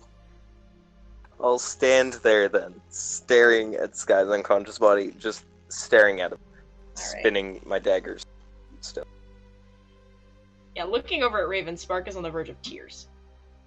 I know I'm being unfair, but I'm not gonna let you throw your life away. Are you still using the Sky voice? What? Are you still using Are the you Sky still- voice, or did you go back to Raven after that? I'm just gonna be Raven for now. Okay, I'm dropping Sky's voice. Ugh. that's fair. If I'm throwing my life away, that's me for dozens of others. I don't think you understand how these people work. I think I understand better than you, considering I grew up there. This is my family. I realize that you didn't come from a great place either, but you also have to acknowledge that this is where I grew up. I was hurt alongside all of them. You don't get to... I know I'm not bright, but you don't just get to write everything off that I say is stupid just because I care. Okay? I'm trying to think of other things. I'm trying to consider my options, and just for 1 second consider that even if he's changed, that I might know something about him. Okay? Or my family, or anything about where I grew up and you didn't. I know I'm not the smartest, but at least give me some credit. I have some memory.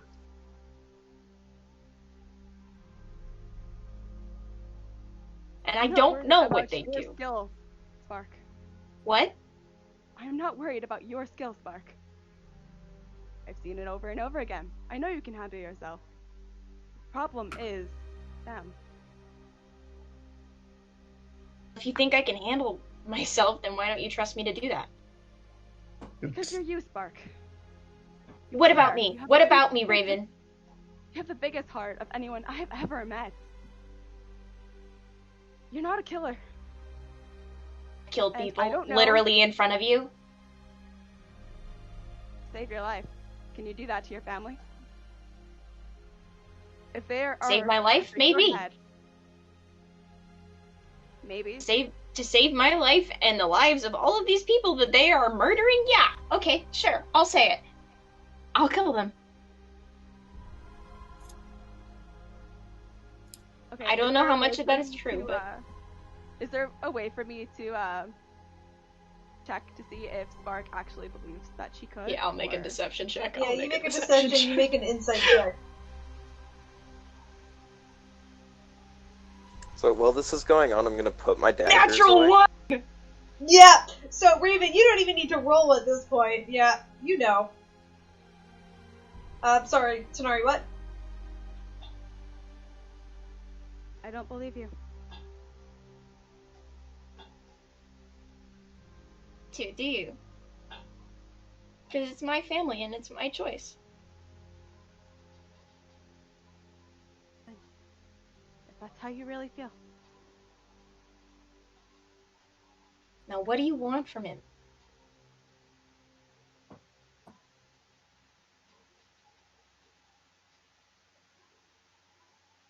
What do I want from him? Yeah, what's our plan before we let him go?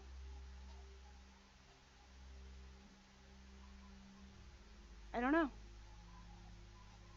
That's why I'm kind of proposing the question to the whole group. What if we, like, take something, like, or give him something, and Puud can always locate that object. We'll always know where he is. Or as often as he can use that spell, if you think about it. Probably tell you where he is most of the time, but yeah, sure, we could do that. Put something in his pockets right now. I don't think that's a good idea either. Why? If we're letting him go, we need to get as far away from him as possible. He was actively looking for you, Spark. Just so you know. He was? Yeah. How do you know? Why do you think I look like this? It wasn't immediately to be an asshole to you. I had to Oh, get I his- thought you said you dropped your thing. Oh yeah, I guess I dropped it now. Past tense. Why do you think I look like that? There you go. Why did you think I looked like that? You think I like looking like points, gestures into Guy's general direction? I had to get his gang off us, and they let some shit slip.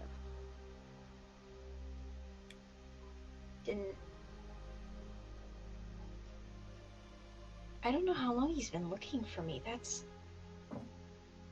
thought a he was while. just Seemed here to urgent. kill people.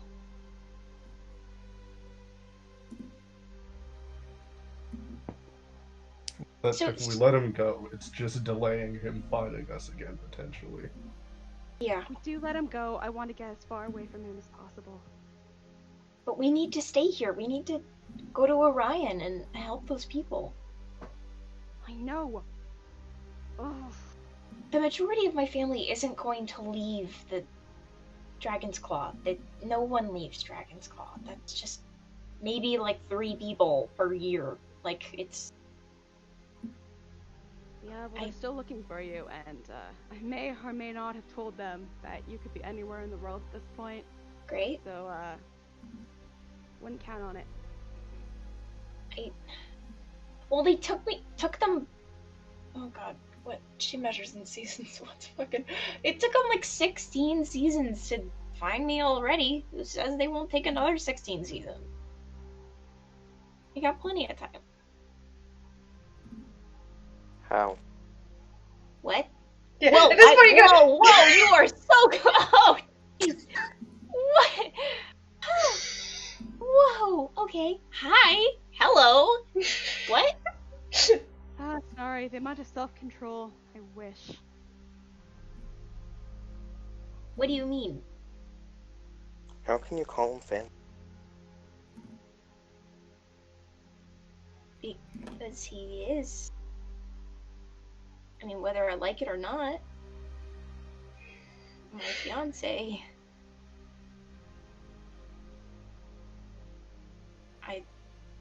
He's the only real friend I've ever had. Ouch.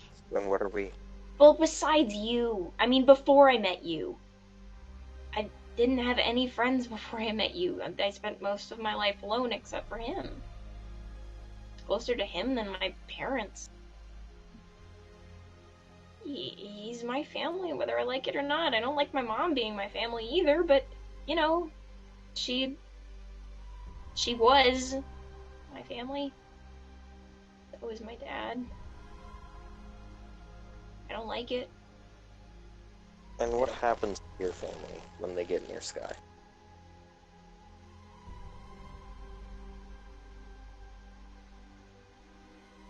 Bart just looks down.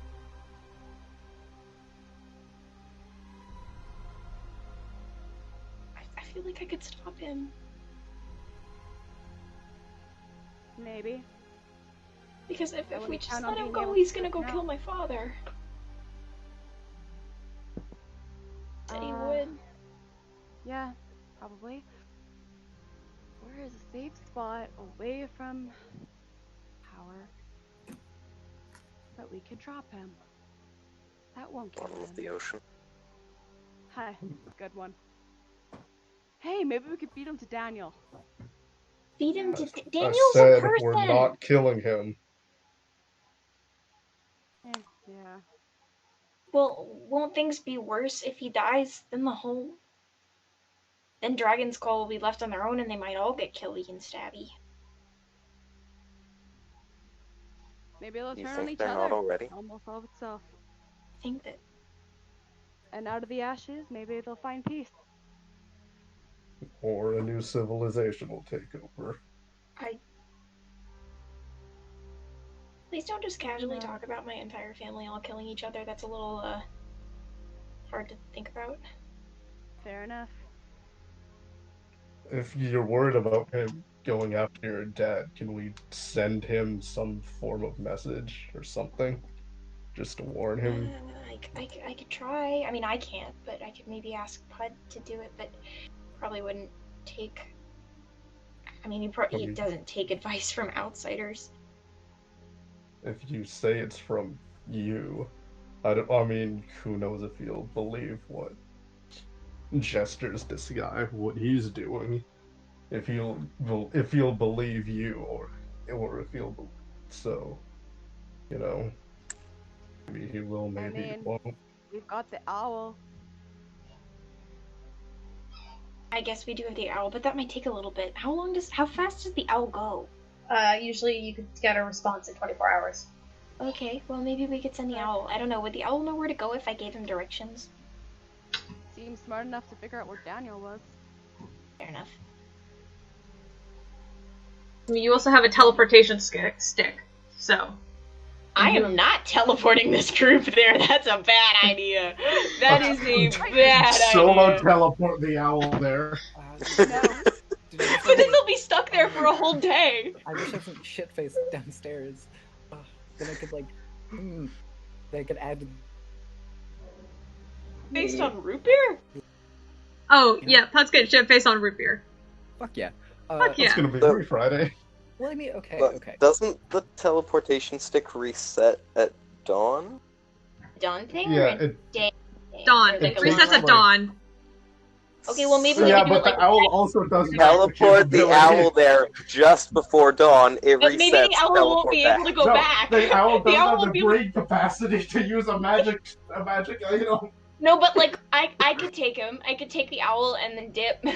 But the owl wouldn't be able to find its way back. It might not know where it Yeah, is. the owl is still. That's still the problem. The owl is there. Could try Not directions abandoned back. box. I don't know the forest. I mean, I know the forest pretty well. I don't remember the exact route that I took to when I got kicked out. Hey, buddy, But can you read a map? I don't think it's Here's a a good map. idea for you to go back, Spark.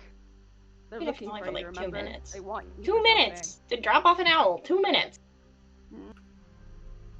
Spark, what do you see happening if you go back? What do you see happening if you even let Sky?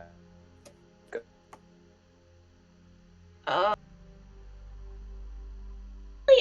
don't really know anymore because for a very good long time, you know, if I went back to Dragon's Claw, they would kill me.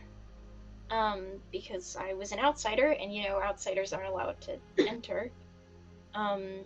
but Sky said that he could safely take me back, and if they are actively looking for me, then, that's probably right. But I mean, I'm the one that's supposed to be ruling. If everything's gone terribly because I'm not there, well, maybe they'll regret what they did to me. Maybe they'll say, well, Spark, we shouldn't have kicked you out in the first place. You were right. We're obviously talking to the outside world anyway. Spark, he said he couldn't promise you safety if you went. I think that just means that he would eventually just hurt me to appease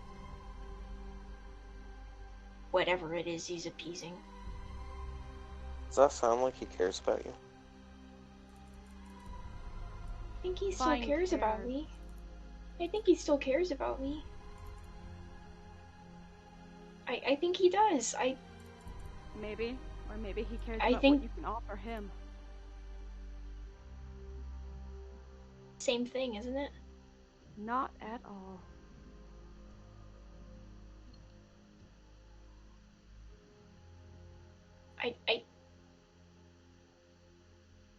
I want to trust him, and maybe if I go back, I will be able to tell once and for all whatever weird demon thing he's messing with. That might be. But then I you think might just be stuck. You might be stuck there.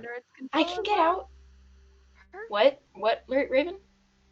I said perfect idea. Then you can get controlled by whatever the hell that thing is too. Great idea. Loving Happen to trusting me to take care of myself, Raven. I'm gonna put my hand on Spark's shoulder. She does automatically flinch at this point. It's been a day. Keep all of this. I don't know what he wants. I don't know what he has planned. I was about to say I can't read his mind. I can't read. Well, whatever he has planned is not good for us outsiders. That's for sure. Yeah. Maybe I do have to read his mind. And if I read his mind, then I know what the truth is, and I don't know if I want to know the truth. I don't. Do whatever you feel comfortable with. No one's making you do any of this. But I mean, I kind of do have to do it because, people are dying, and, that matters more than me being upset. People That's are what dying. you want to do. Do you think I should wait until he wakes up? He'll fight. If he wakes up, he can fight against it. If you do it now, he might. There's a small chance that he can't. He's probably just dreaming, and I don't know if I could get anything interesting out of that. I don't know, if I could actually get into his thoughts while he's dreaming and kind of move past the dreams, maybe, but I don't know, I did something pretty impressive in Hilda's head, so maybe I could do it. I mean, if he wakes up, then he'll have actual thought, like cognitive thought, and not just subconscious dreams, so we can wait. Maybe I can try it now, and then if that I've got charges, I think. Oh God, how many charges am I? This day's been so long. Okay. I don't think you've used it. I don't think you've used your amulet today. I think you have all your charges. I don't think I've used it today. I think that's a leftover charge. Yeah, I don't think you have any I think you have all of your charges, because I believe the only one who got into his brain was Puud. That doesn't count as a charge for you, so. Okay, well, alright. Well, I'll try and read his mind, and I'll try and kind of, dig through stuff and see if I can get past dream things. And if that doesn't work, I'll try and do it again when he's awake. What do you want me to find out? Should I just what his intentions are? As much as I can. Yeah, I think anything helps. If you don't find anything, it's fine. We're not going to be upset with it. As long as we find something. You would have the right to be upset if I didn't find anything, but... Hey, look at this way. If he's completely innocent, then we were a bunch of douchebags. Done deal. Okay. Can I, sit him up so he's leaning against a wall? I assumed that was already what was happening. he already was, yeah. Yeah, I assumed that... I assumed he was, hanging like a No! Paige being the response. No, I because- assumed you no, have him like because- crumped up in a corner and held there with the Yeah. immovable rod. I figured the immovable rod was like at his stomach, and he was like kind of I like. thought it was like the rope was tied around him with it. We have different. Interesting. Okay, well, you Yeah, said what a I heard- removable rod. What I heard is hands and ankles tied to the rod. Yeah, Which is that's why I what thought he was said. like sitting, so it was like right in between in his lap, so it could be tied more easily. Yeah, I I mean, thought. either I thought, way, he is somehow tied to it. Yeah, he's somehow tied to the rod. I just assumed you guys had his especially his wrist tied to the rod, and it's kind of like, and it's kind of like pressed against his stomach, and also pressing him against the back of the wall, so he can't really get up. Yeah. Like, like his lap and stomach area. I mean, it's also fold over, like, face first over it, because he can't quite balance itself while being passed the fuck out. That's kind of what I'm saying. I'm just gonna try to move him so his head is up. Okay, yeah, that's fair. Something. It leans against the cushion of the bounce house. Spark is just gonna lay her hand over his, and I am going to see what I can do. Because we've never used it on a creature that is asleep before. Yeah. Detect thoughts. I mean, you will... Does he make a wisdom saving throw if he's not conscious? No, I don't... No, I think you could just Can I get just have straight up free get deep in there. thoughts? I think you can just get free deep thoughts because he's unconscious and unresponsive. So that doesn't make him a willing being, but also that doesn't make him a being able to make the save. So I'm pretty sure you just get the free deep thoughts. I'm going to try and not even spend time in if he is dreaming. I'm going to try and skip over it entirely, because theoretically, if he was awake, he would know I'm in his head, so I don't want to suddenly appear in his dream or some shit like that. I want you to skip past that and just start looking. File cabinet, this motherfucker. Alright. Okay. Well, are you looking for anything in particular? Alright, First I am of all. looking for... Oh, there's a lot I want to know. I want to figure out what I can learn about this entity that he's talking to, so if I can remember what he saw when he talked to it, if he saw anything, what that voice sounds like, so I can compare it against the Raven Queen. I want to know that. I know Spark is going to give in and look for memories about her mother. I know she's going to. She's going to try not to, and she's going to succumb to curiosity and try and figure out how he killed her mother. Okay. And there's more, but we can hit those two things first. I think, first of all, you get into his head, and you, as much as you want to know about the Raven Queen being, your first thought thinks about your mother. And as much as you didn't like her, her voice kind of echoes in both of your heads, as you just hear her soft voice just go, Sky, what are you doing here? And then you kind of get these sort of flashes of images of a small vial full of a bright lime green liquid that he pours into a small teacup. And you hear his voice go, I've just brought you your tea this morning, Jewel. I'm sorry the servant boys aren't really around. And she kind of gives him like a sigh, and she goes, thank you for taking care of me. It's been hard without Spark here. She almost sounds like shaky, almost like how she sounds weak in her voice. But you watch as you're almost watching it from Sky's point of view as he hands her this cup and she just begins to drink from it. He then he sort of gives her like a bow and goodbye and just turns and walks out of the room. A flash sort of and memories come again, and you hear a voice call, Jewel's dead! Jewel's dead! And then everybody's in chaos in the monastery, a place you're very familiar with, as people are running in and out of her room, and you see your father looking, like, sitting against one of the steps, his head is in his hands, and he looks to be grieving, but while you're in this position, looking through Sky's eyes, you almost feel it's almost like a tight grip of pride. in your gut. God. And then you feel yourself slipping from the connection of the dreams. No. Come on. And you hear a voice. They know too much. They know too much. You'll have to end them. They cannot know what we know. Come on. Like, is this a voice? This is a voice you do not. This is like you are surrounded in complete darkness. Make me a stealth check. Make me a stealth check. Do I get the feeling that this is talking to Sky or talking? It's talking to Sky. Whatever the voice is, it's talking to Sky. But make a stealth check. That's not great. That's not great. It's really not great against a strange deity. I have a +8, 17. All right.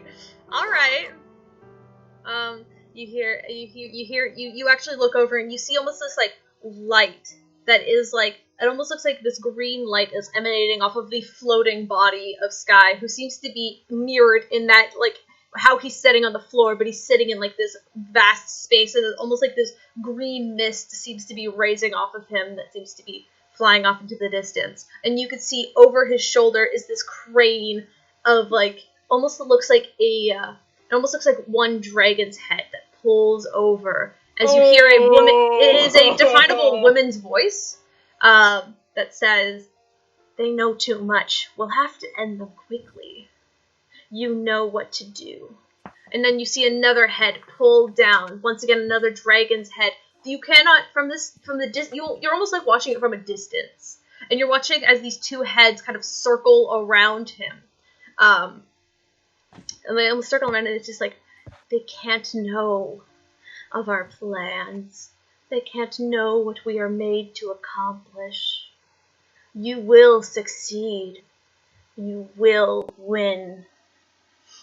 And then you watch Sky almost like raises out his hand, and the blade that was used earlier appears in his grasp again, and you hear him just kind of mutter, "I know." And then you are yanked from the dream. It almost feels like you are like pulled at lightning speed as you are like pushed out of his head, and you actually have to like catch your balance as you end up falling backwards onto like the Raven and Tanar'ri, who are, I guess, I'm assuming, are like right behind you, sitting wise. You do that. It almost feels like you were like shoved out of like the mind palace as is, which is a sensation that you've never felt before.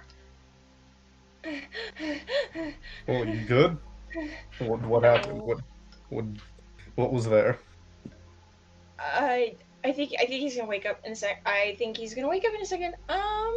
With that, actually, I don't think he can move. You hear him groan as you say that. His eyes are slowly opening. His hands are tied, right? His hands are tied. He's symbolic. He has to be very strong to lift that up, and I'll be very. Not really what I'm worried about. That's not what I'm worried about. I need a scrap of fabric. Something. Like. I mean, there's like blankets on the bed. I ripped something long, thin, strip of fabric. Okay. Yeah, you could probably tear up a blanket if you wanted to. I think you're strong enough for that.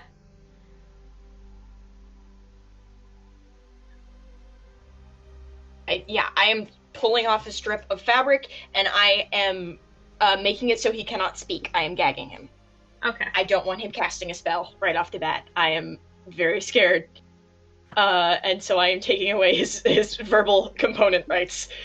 As you do that, he actually starts to, like, struggle, and he, like, tries to look against you as his eyes are just glaring with this intense rage, as you're the one who's tying him up this time. And you finally see that you see that piercing anger that he's been giving all of your friends, and he's never looked at you this way specifically. It almost looks like this, like, his eyes flash this bright red color as he, like, bites down. It's like, almost like he's trying to bite your hand, but, like, he bites into the cloth instead. And you just hear him, you just hear him kind of like a, you know. When he looks at her that way, Spark starts to cry, but the kind of very still, quiet cry that she has fucking, like, perfected. and just so it's just tears stepping back. Okay. Okay. I'm sorry. I'm so sorry. I'm so sorry. Hey. He seems to be like screaming with like this gag in his mouth, and all you really hear is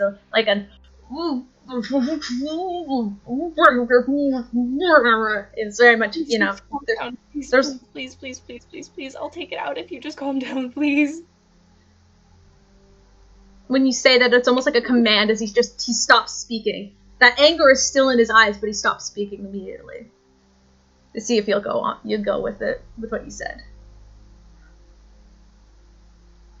Let me tie your hands a bit more, okay? Just a little bit more. Will you let me do that? Please? He doesn't seem to be reacting to you anymore. I'm going to gently tap Raven, who I assume looks like himself now. Yep. Which, by the way, he's giving you a really angry glare, Raven. So...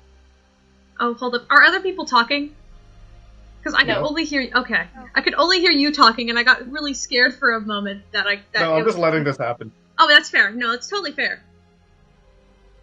I can't hear Steven talking. Hold on. Again, rip. Yeah, there we go. I hope, yeah. I mean, it doesn't sound like he was talking originally, so...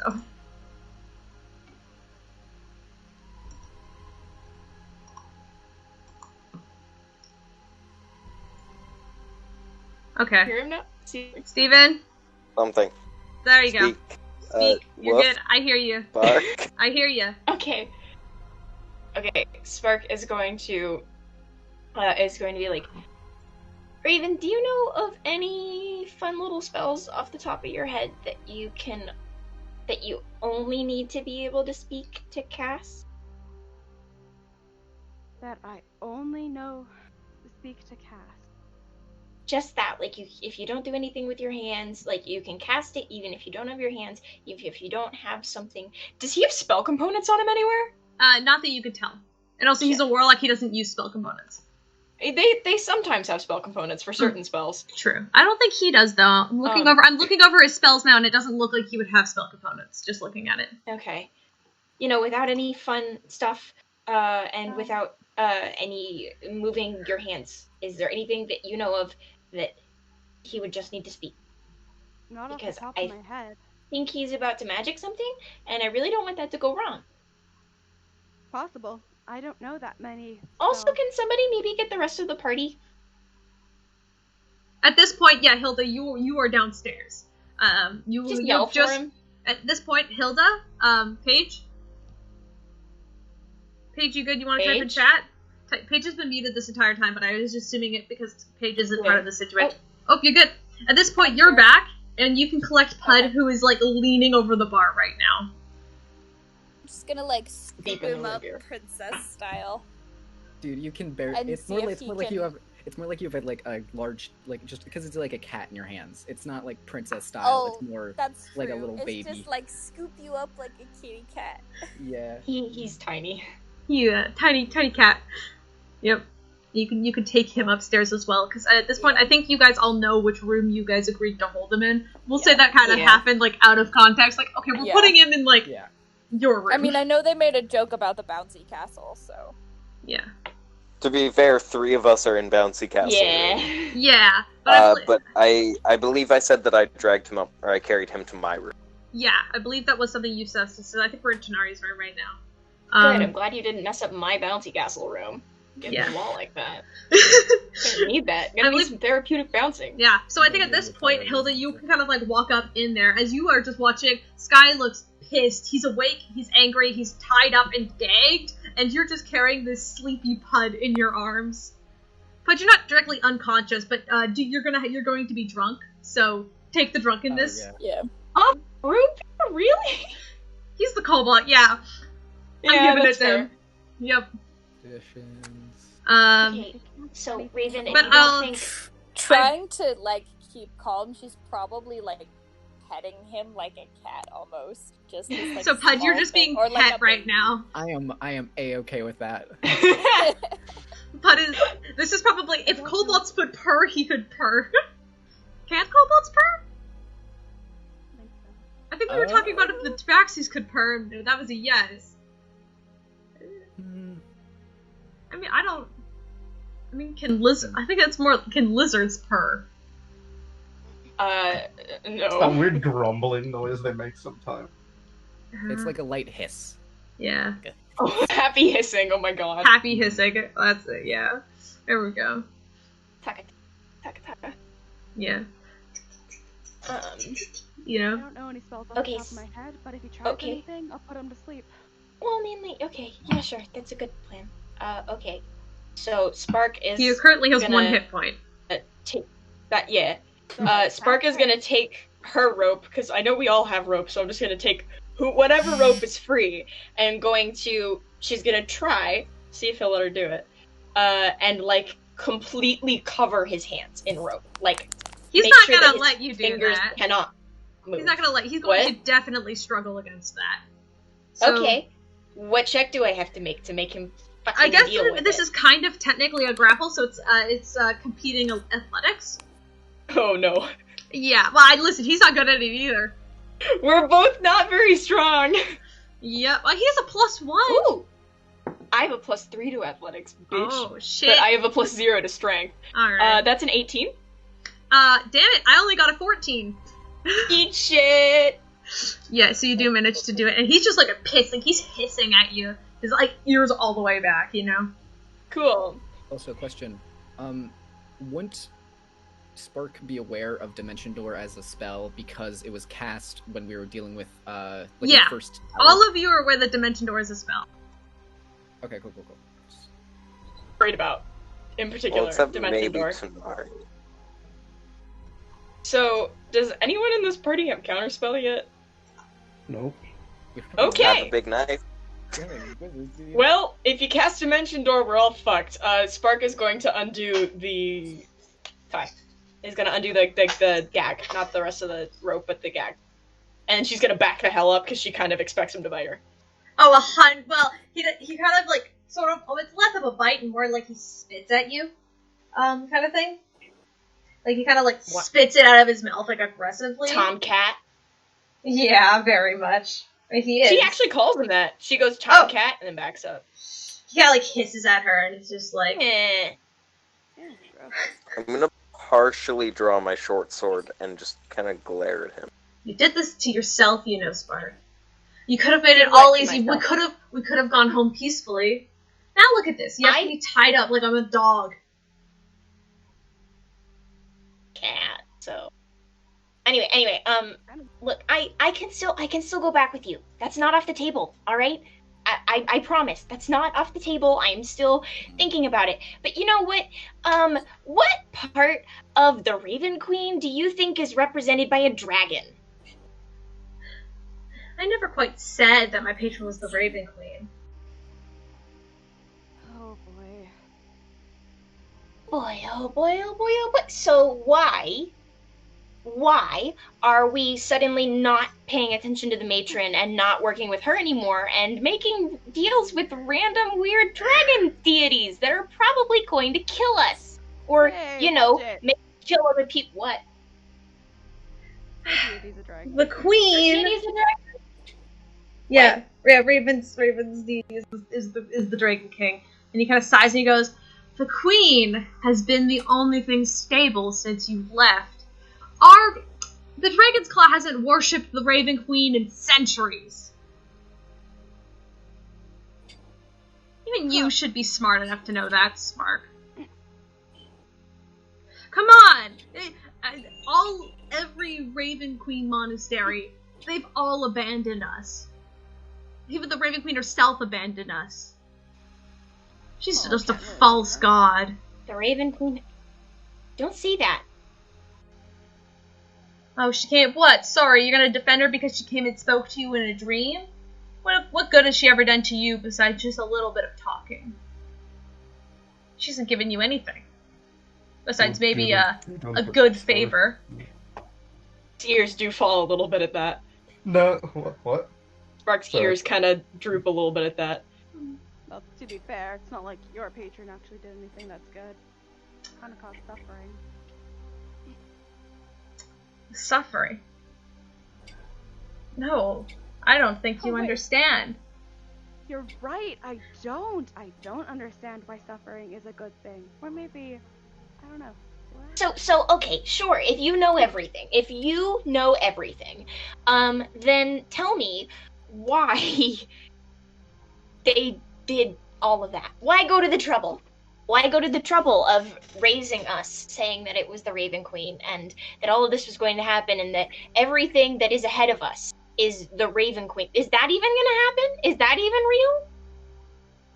Oh, I'm sure that's real.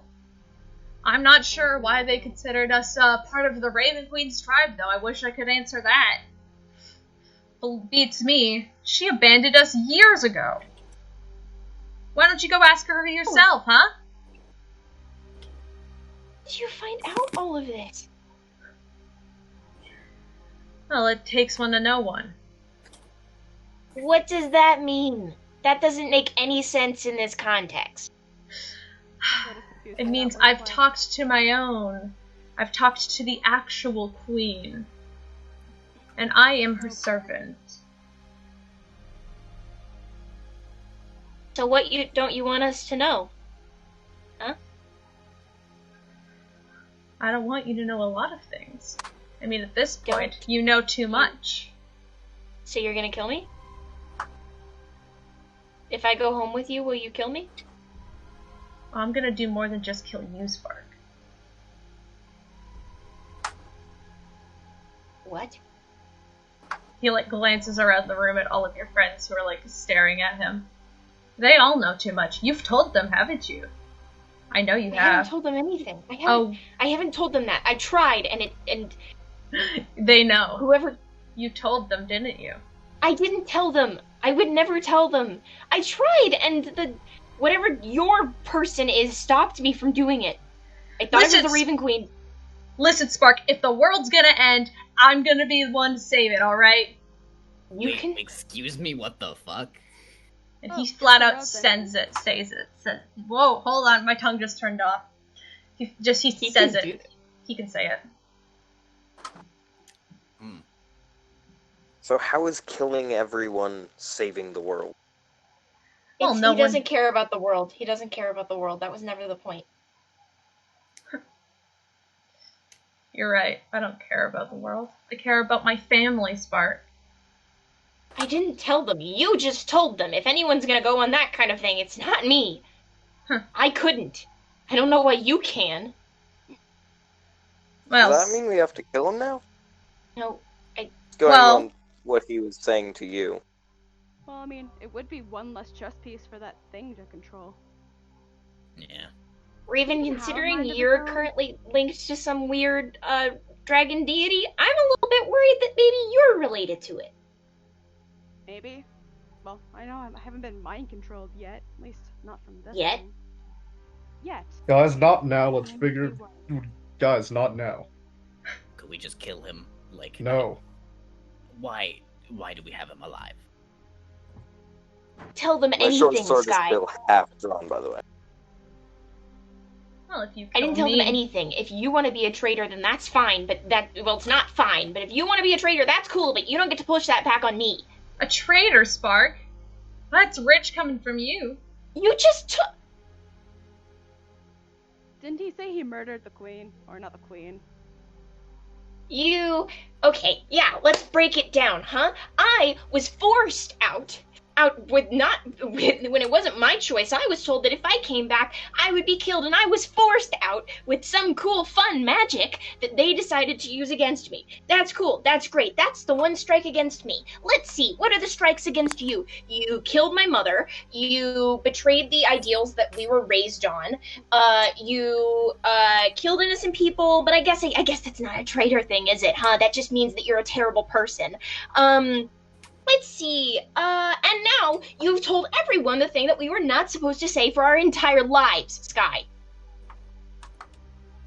So, when we're looking at the traitor running here, I'm not the one in the lead. Well, I can say it because I've been saved. Oh, Insane? boy. What do you mean, Sky?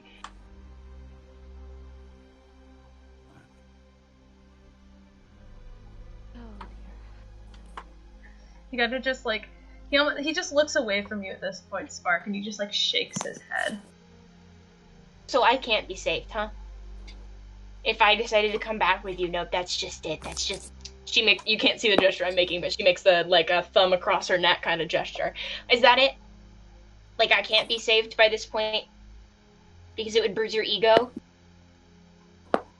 Because you know that I have more of a right to that position than you do? And at What's that it next? Poison in my tea, huh? at that next? point, he kind of Yeah, I was about to say. throws when his is this hand coming? and he's going When to is this catch. coming? You hear him kind of he throws like this. You actually see like this explosion happen, and then the rope around his wrists kind of breaks. I cast Toll the Dead. Wait, hold up. Toll the So dead? Yeah, you need to hadn't make a hoped- wisdom saving Hold throw. it dead. Well, he's not Toll the undead. dead. He's not undead. No, the that's dead. not an undead thing. That's not turn undead. Oh, sorry. Yes. Hold the dead. Toll the dead. That's wisdom. Big Wisdom bell. saving throw. So that is Isn't he 13. fucked either way? That's 13. Oh, that doesn't even pass. So I get a roll. Oh, wait, he's injured, so it goes from a D8 to a D12. It's like a d12. He has a 1 health. That doesn't He has matter. 1 hit point. I He's don't going care. down. I don't. It's just care. a matter of, since you weren't holding your action, it's just a matter of how much can happen before that spell hits. Well, it's instantaneous, so. Yeah, but that wasn't a 13. reaction, that would be an action. 13 damage. Yeah.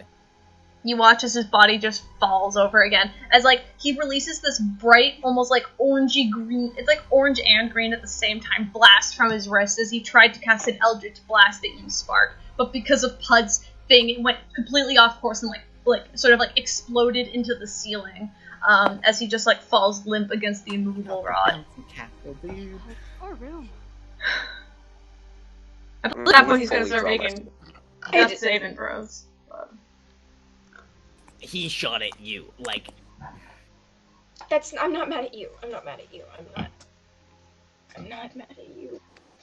Are we gonna save him or are we gonna let him die?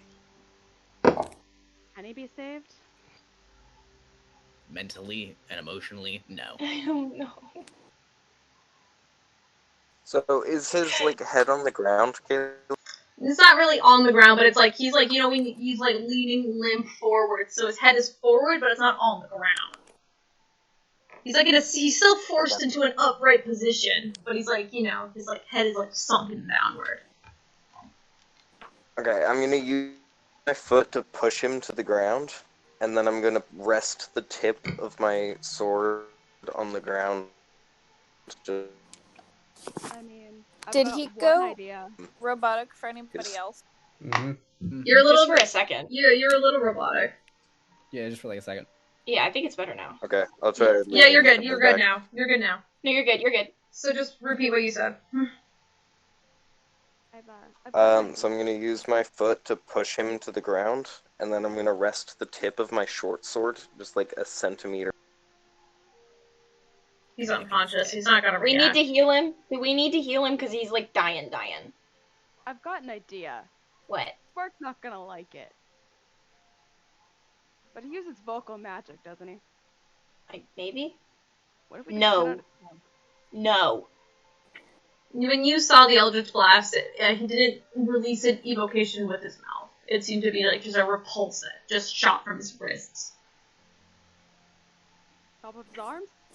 Yeah, well, No, if you look down at his body, you notice because his hands were tied up the way they were, it was a risk for him as well, as it probably would have knocked him unconscious even without Pud's spell, as his palms look burned with the force of the energy he released to try and get himself free by creating that explosion. It makes his paws just they're almost forced, they're covered in this sort of they're covered in his own blood that looks like it was quickly colorized with a heat. And so his hands look disgusting. Is what I'm trying to explain. I'm gonna tap Hilda's arm and be let me down. And then I'm gonna like walk over Yeah. and like just like look at him. We need to give him health before he just dies again. He's No. not worth more diamonds, but No. do we might need more from him? Do we need more from I'm just looking at him, still looking at him, and then I'm gonna and then I'm guessing I would just fucking vomit. Pud's not used to killing stuff, dude. It's not. Yeah. Yeah. Do we need more from him? I could go back in his head. I could keep looking. No. Stop. Spark, That please. thing will just be there waiting for you. But I'm gonna position the tip of my sword so it's under his throat, so I have to hold the sword at an angle so it's not cutting. I feel like he's dead. Like. I'm gonna walk over. Say the word and I'll make... Okay, first, Spark, here, and I'm gonna try to, like, reach out very slowly and, like, grab Spark's hand. Spark will take it, but she's just, like, shaking her head. She's totally in tears. Yeah, I'm gonna lead her out of the room. Hilda will go with her. And and before I shut the door, I'm gonna nod to Tanar'ri and then close it. And give. I'm gonna Tanar'ri, slit the fuck out of his throat. You don't even need to. He failed his death saving throw. Oh. So He was dead before you even brought your sword to his throat. Yeah. I'm hugging Spark, dude. Yeah. For his Tanar'ri, you go to put your blade to it when you feel like you can almost feel his pulse underneath your boot, and you feel like one final heartbeat before there is just nothing, and it doesn't return.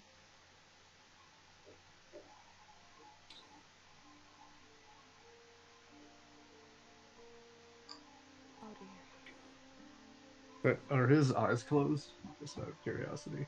Yeah. I feel like they would have closed when he shot the blast, just out of like pain.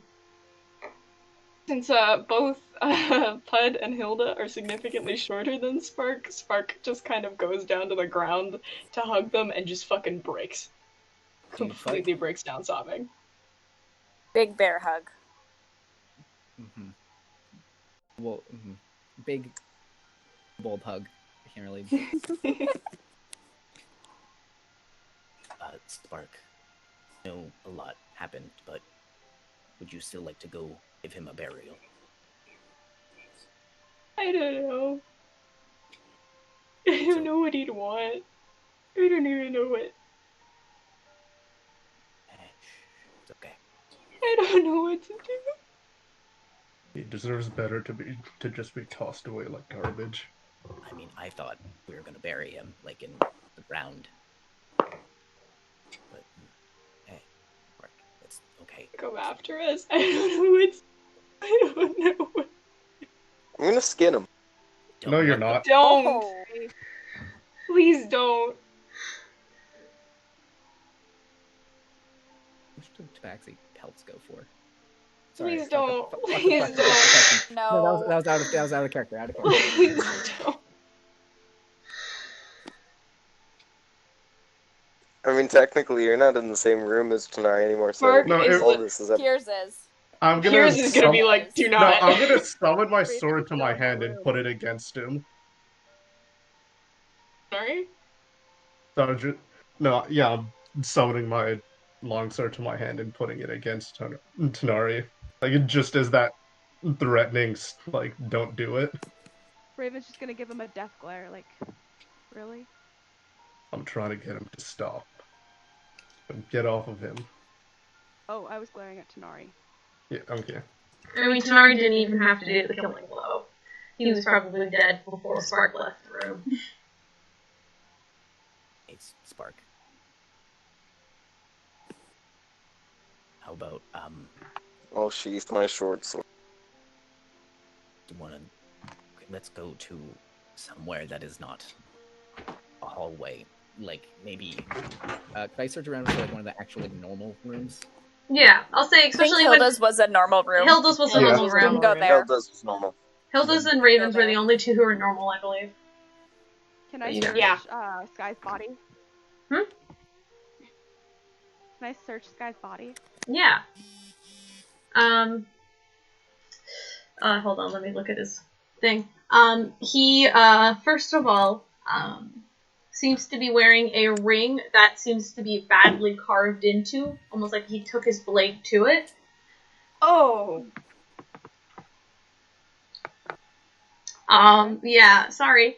And I didn't hurt mine. He has... No, exactly. Well, a lot of stuff has happened, but, he has probably about, 50 gold on him, just, for, like, shopping and stuff, since he was out of town. He has, he has a strange amulet that seems to be tucked underneath his shirt that you find, that seems to be, like, a circle shape, that it almost looks like a star, like a star with curved, peaks at the top of it that he seemed to be half hidden underneath his shirt. But you can pull it out and look at it. It just seems to be an amulet. He doesn't seem to be wearing the crest of the Raven Queen, like Raven, sorry, not like Raven, like Spark was, or Spark does, I should say. Trying to think what else he has. I think that's probably it. Alright.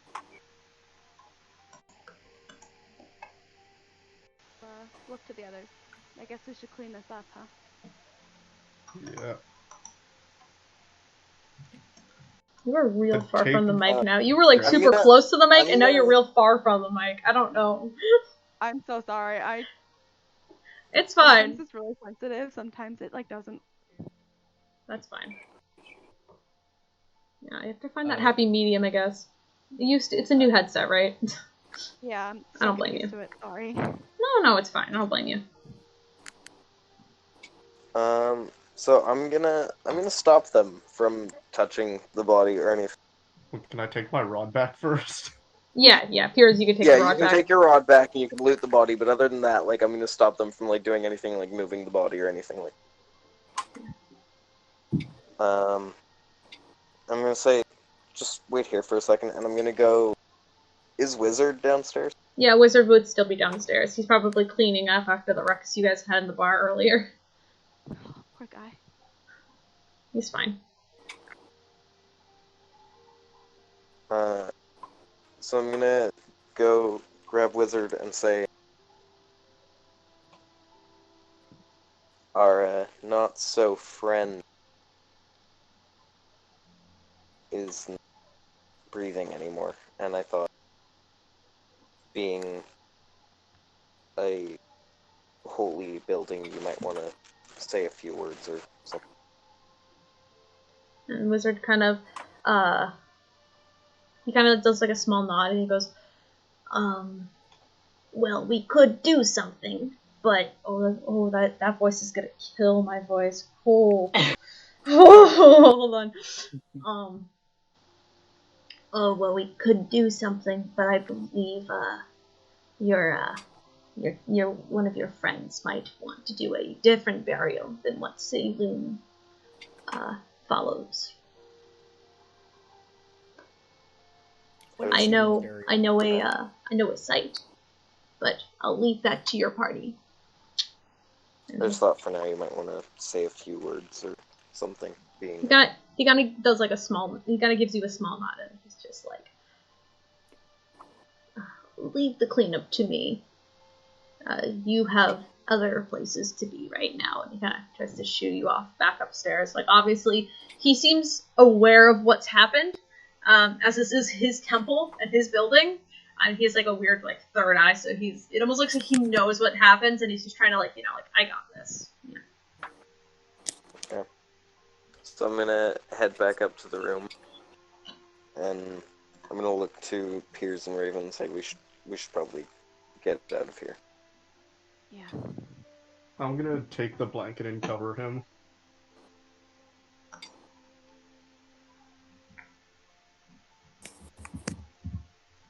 Right, I'm gonna wait to make sure that they both leave, since technically it was my room, and then when they do, I'm gonna follow them out and shut the door. gonna take the blanket and drape it over him. Carry him out. I mean, shouldn't leave him. But where can we even put him? We can deal with it later. This my deal with it, or like a traditional deal with it, because those are two completely different things.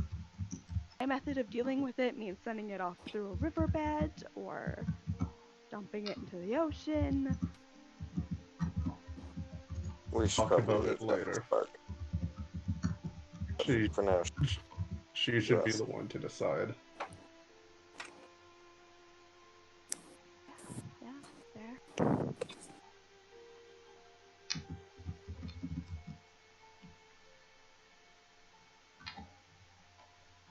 and I'm just like holding the door open, trying to get the two of them out of the room. We're leaving. I'm gonna go and check on Spark for now. Richard, I believe if Hilda's moved them to Spartan to your room, the three of you are Yeah. kind of curled together. Okay, gonna knock the door. Hey, bad time? Spark is still sobbing, so not a great time, but Yeah, I figured.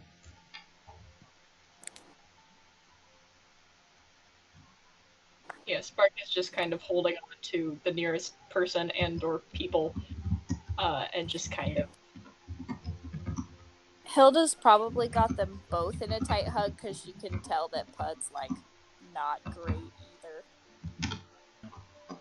Hey, Hilda. I actually need to speak with you for a second, if you don't mind.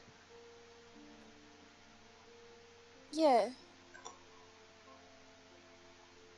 On the bed and close the door. So I know that you're fairly close with Spark, and I think she would, accept these things better if you gave them to her versus if I gave them to her. And I'm gonna reach into my bag and I'm gonna pull out the items that were on Sky, and I'm gonna hand them to Hilda. And when she calms down a little more, maybe can you give these to her? They were his belongings. Yeah, hang on. Let me get to a page where I can write these down. I have the list. Okay. I can just send it in the chat if you want. No, it's Okay, fine. that'll It's work. fine. If it's in the notes, you got it. Yeah. That works. It's about 50 gold. It's 50 gold, a strange amulet with a symbol that you don't recognize, and the broken wedding ring. I will pocket the ring. I have zero plans of giving that to her. Mm-hmm.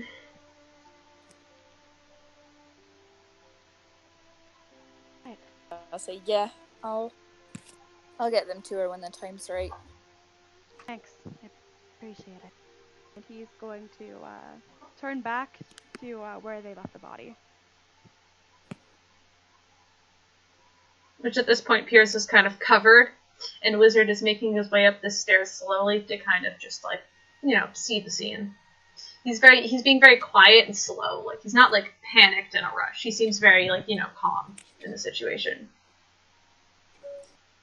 Hey, if it's not too much trouble, can I get a moment alone with the body?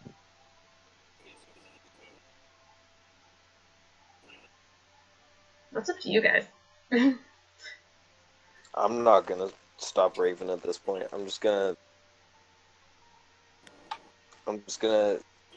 gonna pause Raven and say, he may have been an asshole, but he's still dead.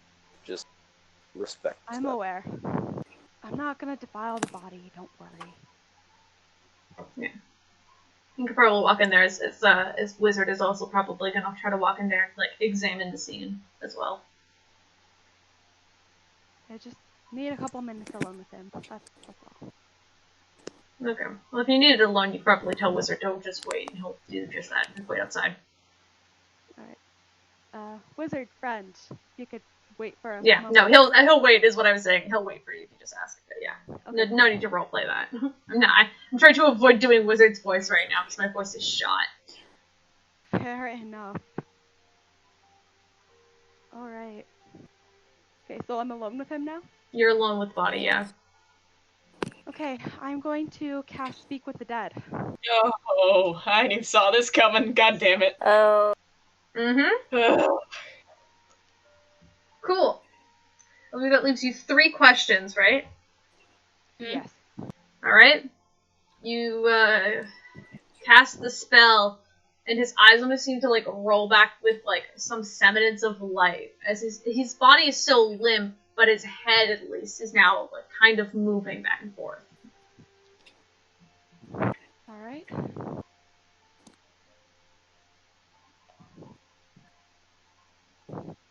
Questions. Can do this. Ooh.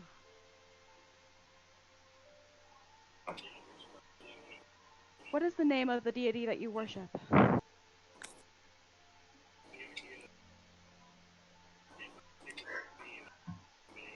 She is the queen of all dragons. Queen of the Dragons. Oh dear. One. That doesn't sound good. Not the slightest.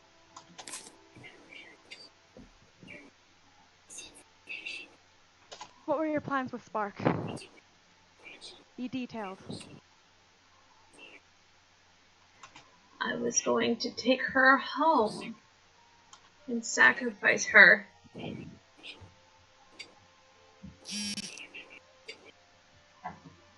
What are you preparing for?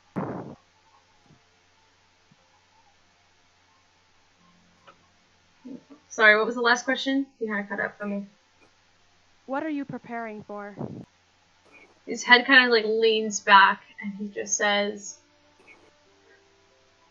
the end of everything. And his head kind of like rolls sideways and his body falls completely limp again. Okay. Thank you. Not that you can hear me now.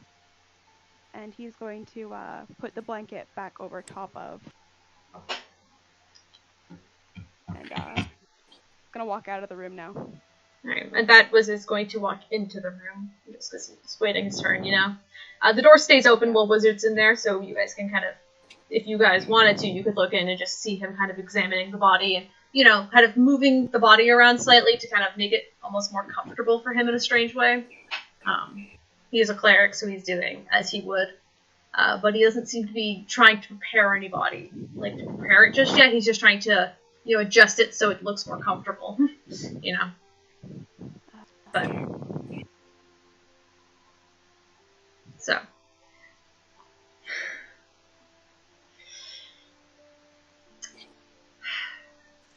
I'm gonna go to Hilda's room and knock on the door. Yeah. I'm assuming you guys left it unlocked. Yeah. Yeah. Yeah, so it's like a Yeah, knock but and... I'm just waiting for permission to open the door. Actually, Hilda's probably in the hall on the way back after talking to Raven. So she'll pull him aside and say, we need to talk later. Like, I need to make sure Spark's okay first, but then I need you. It's a long story. And then she'll go into the room and let Tanar'ri in. So, Hey, Puud, do you have a second? Spark lets him go. yeah. Sure. And then I'll get down from the bed. What's up? Oh, do you want me to leave? Yeah. Like, Can we talk in the hall, please? Sure. Yeah, it's good. I'm just gonna like wipe the tears and then he's gonna walk out to the hallway. Alright, buddy, what's up? Before I continue, quick question. How tall is Puud again? 2'3". 2'3". Okay, good, because I remember the size of something that I want to give him, and that's great, because that's almost as tall as he is. Don't worry, I didn't fully grasp his height until like a few days ago. I took a fucking ruler and like marked out 2'3" on the wall, like of my room, like fully it's so short. I gave you permission to make him like 3 foot though, and you said nah. 2 foot 3. I told you, kobolds are actual cat sized. I was not lying. Who's the I was Hold on, I'm putting this in the height comparison thing. Who's the tallest in the group? Is it Tanar'ri. like Peirs at like 5? Tanar'ri is 6 foot. Sorry, No, 6 I'm foot. sorry. He's the tallest, with Peirs just behind. If anything, Pud's tall for kobolds, because kobolds are like normally they're like 2'1". That's their average. Oh no! He's like 2. Oh no! Yeah. Oh no! Yeah. That's fucking. Look at the size comparison! He only comes up to his... Wait. He only comes up to his knees! I fucking love that. Oh, there's one that allows the comparison of up to 6 figures. I'm gonna work on that as we go. Continue. Okay. So I'm gonna look at Pud and say, I thought you might want to know I asked Wizard to say a few words, but we thought it would be best if Spark decides when she's up to it what happens to the body. I mean, that might be quite hard for her, but if need be, I could look into some like actual Raven Queen burial rituals. Maybe give him a fresh start on the death thing. I'm sure she'd appreciate that. Yeah, but what's up? I just wanted to make sure you knew that since I'm just gonna like kind of gesture to the fact that it's Balloon's saloon. I just wanted to. We respected that, and so I wanted to make sure you were aware that I asked to say a couple words. Oh. Or whatever you guys. Yeah. Okay. Saloon may be a very, very fun goddess, but death is one of the things we do not joke about. So this is something we would prefer be treated a bit seriously. Tanar'ri, I actually have a question for you. How do you live with yourself after you kill something? Because I'll be honest with you, that was only the second thing I have ever killed in my entire life. So it's the second life I've ended.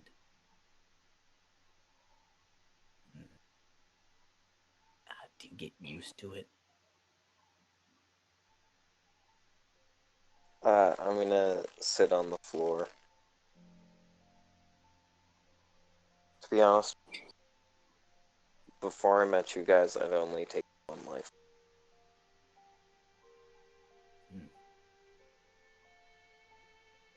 But I saw it as that made it easy. I mean, yeah, it was necessary for me both times as well, but still, we could have done something other than...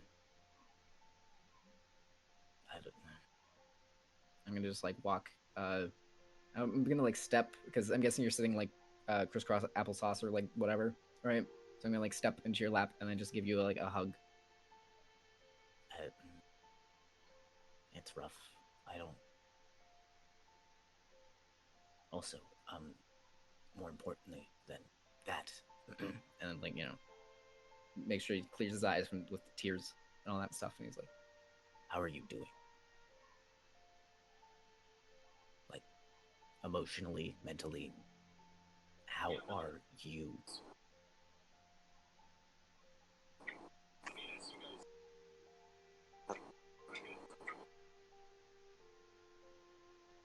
That's not an easy question for me to...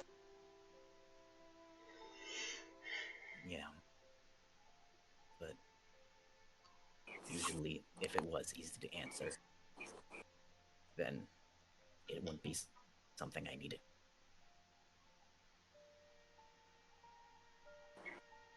do you want to tip off to a room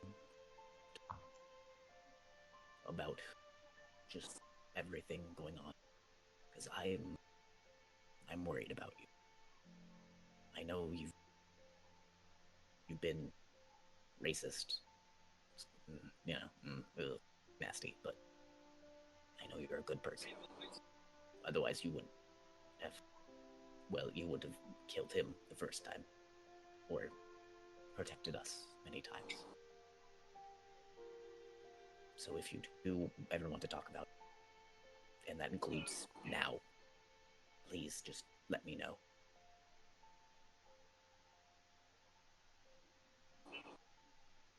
Maybe another time. And I'm just... Is that all? One more thing. I'm going to put my bag down, and I'm going to pull out the 18-inch bottle that I saw of the hard... Can you give this to... I think she probably needs it more than that. The 18-inch what? There was the dwarven... I think you called it Oh, dwarven... the ale you stole! Do I have to You make- called it whiskey, because you said it was harder than ale. It was, I'm guessing I have yeah, to- I'm it's like a guessing I need to whiskey, make a- yeah. I just, Do yeah. I need to make a strength check to lift it? Probably. It's like, it's probably like a couple inches shorter than you, but... Okay. It would be 9 inches shorter. Yeah. That's not a lot. Oh, that's a 15, but minus 1, so 14. You're struggling a little bit, but you do manage to pick it up slightly, but you're wobbling around, you know? Mm-hmm. It doesn't have... Oh, wait, do I have to roll that with disadvantage because I'm fucking drunk? Yeah. Oh, shit. Oh, so 11. But you gotta go to pick it up, and then you gotta just end up, like, standing there with your nose pressed against the side of the bottle as you're just like, it's not gonna happen. I got this. And then I'll slowly tip it over on its side, and then I'll roll it into the room. Oh, jeez. I was so hoping that would be the end result. Oh, also, Tanar'ri. Mm-hmm. Peirs made some pancakes. And I think you should try them. That's all. And then I'll keep rolling it back into the room, and... Puud comes back into the room with this huge bottle of ale, which you recognize, Spark, because I think you bought one for yourself. Or, I think I just bought a shit ton of beer. you just bought a shit ton Like of beer, cheaper beer. but I think Hilda, who bought one? Raven bought one. Raven bought the good stuff. And ale. I And you showed stole the it. bottle to Spark thing that we would...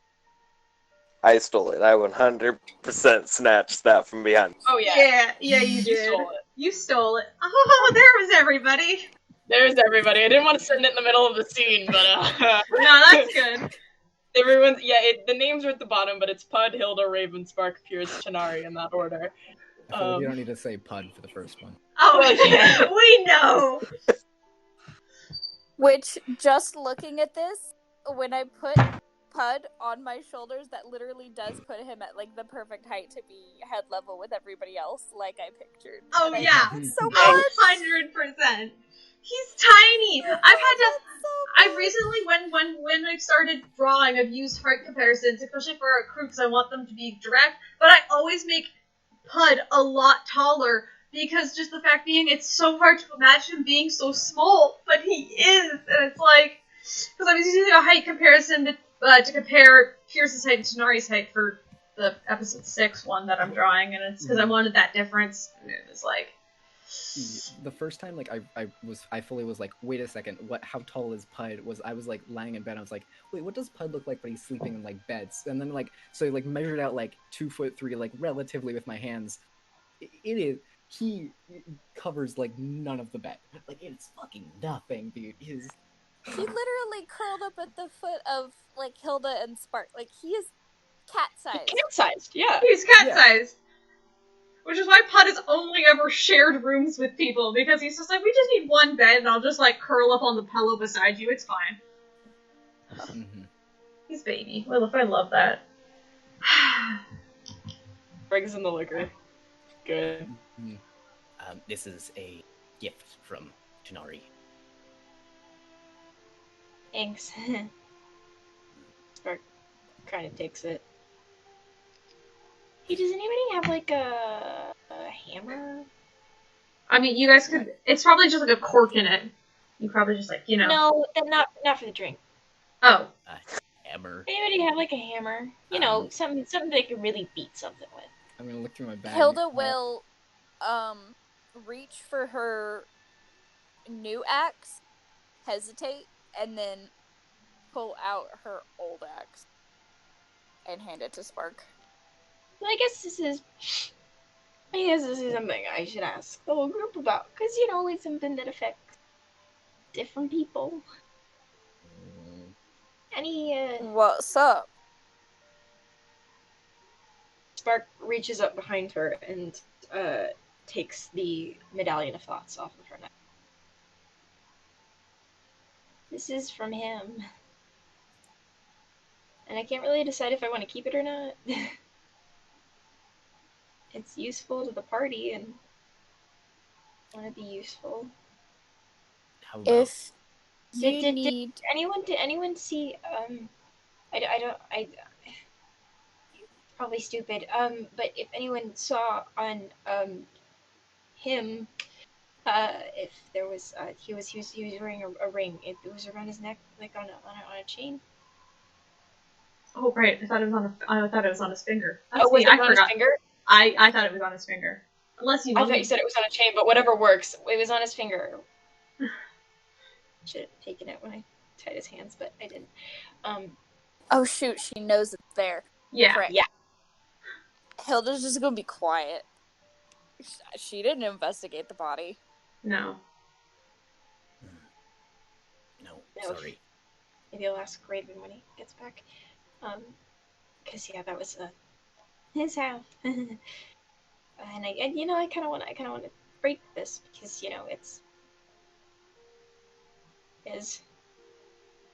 Do you want me to hold it for you if you do not want to break it? And, you know, I can use it, and I'll make sure to, like, keep it in my bag or my pocket when I use it, so you don't have to look at it or anything. Do you think it would be therapeutic for you to smash it? That's a fair point. Might be. It might make it worse. You can smash it if you need. There is a library, but it's on the main desk. So it's upstairs. Usefulness to the party be darned. Yeah. You come first. I think... I don't know if I want to break it yet. But I don't want to wear it. You know. I'll just open my bag and just hold it open. Just toss it in. If you ever want to break it, just let me know. Okay. Spark breaks her attunement. Cool. With the Medallion of Thoughts and drops it in. Cool. Puud, you can add the Medallion of Thoughts to your inventory, but you cannot attune to it. I don't want to attune to it. Hey, fair! Yeah, fair point! Yeah. But I'm just telling you. Hilda, Hilda's gonna unbuckle in a second. Her, unbuckle her belt of Hilda's strength. Whoa, What's right now? No, That's gonna cover his eyes. No. That actually gets a laugh out of Spark.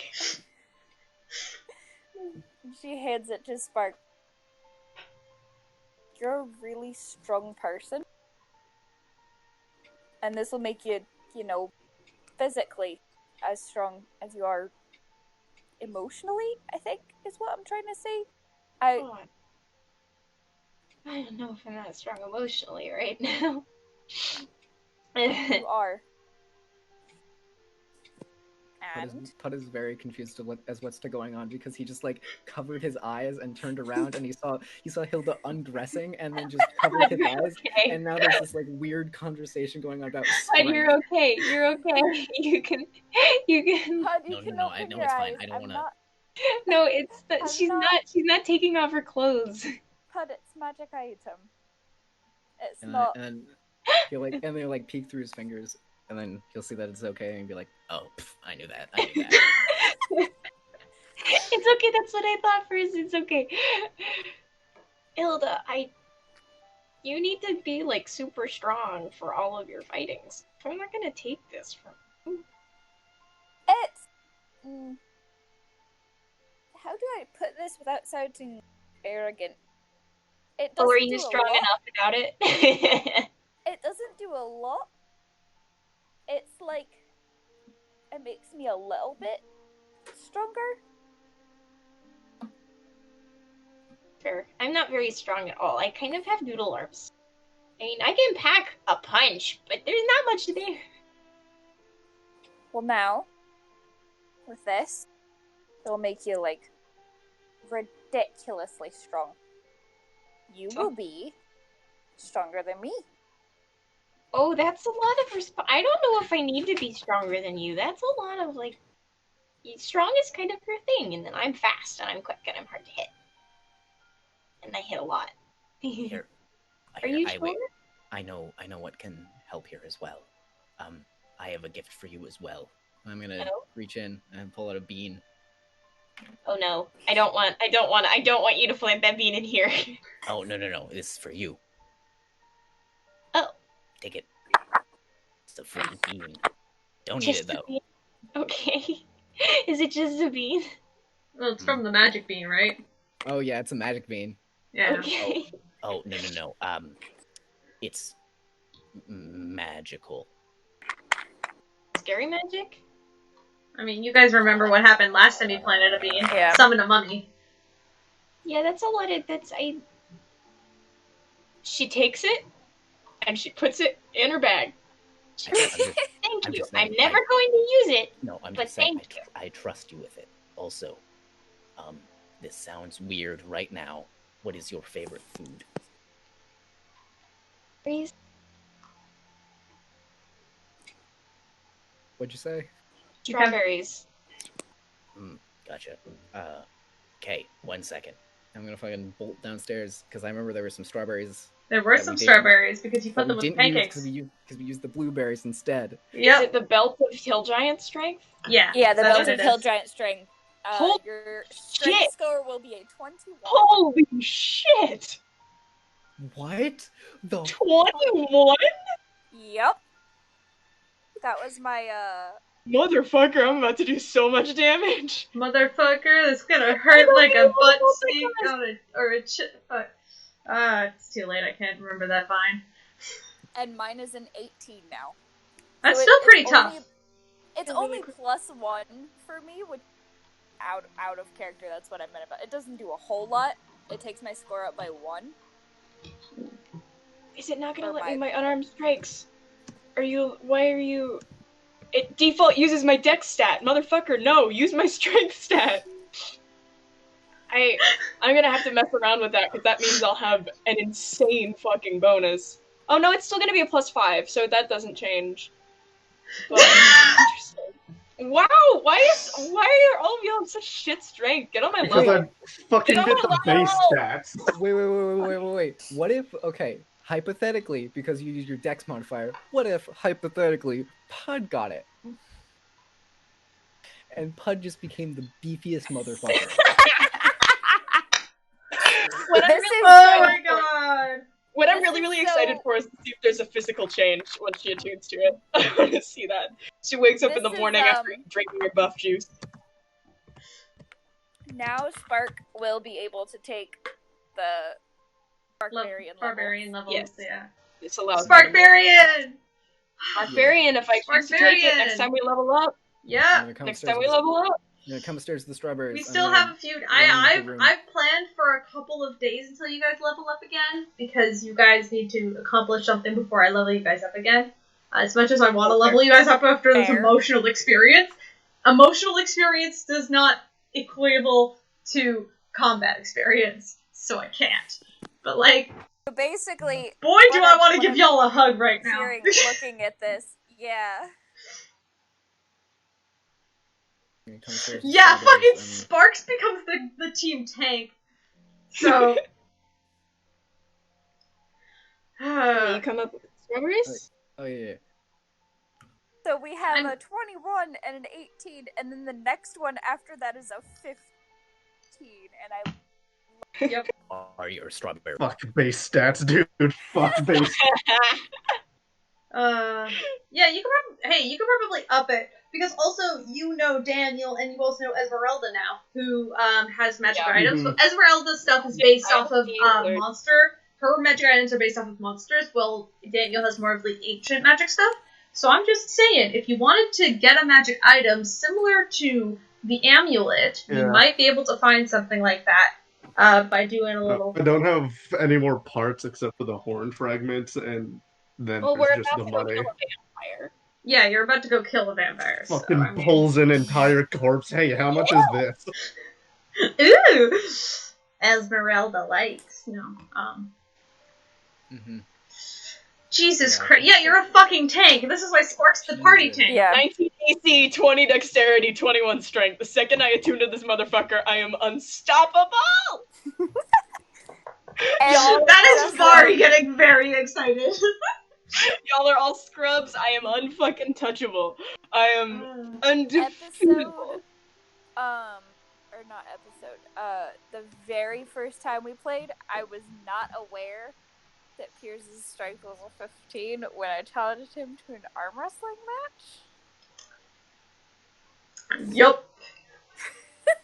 I mean, hey, that's what started the bar fight. That's what started the bar fight. So much. That was fucking great. What? Well, I want to know what you did. Did you just bring up just a bunch of strawberries? I'm very... Yes. 100%.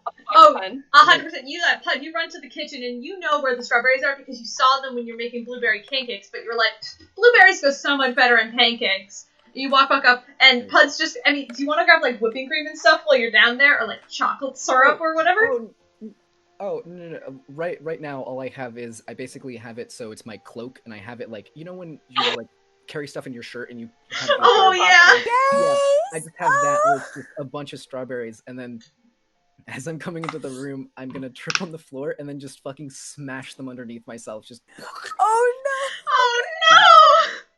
Like, just, like, on accident. And then I'm gonna stand up, grab, like, one of the only good strawberries left and hand it to Spark. Sorry, Yeah, that seems about right. And then I'm gonna just Your blatantly... normally purple scales are looking a little bit red now. I'm gonna blatantly lie and just go, sorry, this was the only good one left. The others were bad. I had to leave them in the kitchen. There's probably still more strawberries downstairs if you wanted to not rush next time, but... You know, this seems about right. And Spark takes the strawberry and she's like, it's fucking Tuesday, Jesus Christ. I mean, at this point, you've known your party long enough. Yeah, I mean, Spark is like, we witnessed it.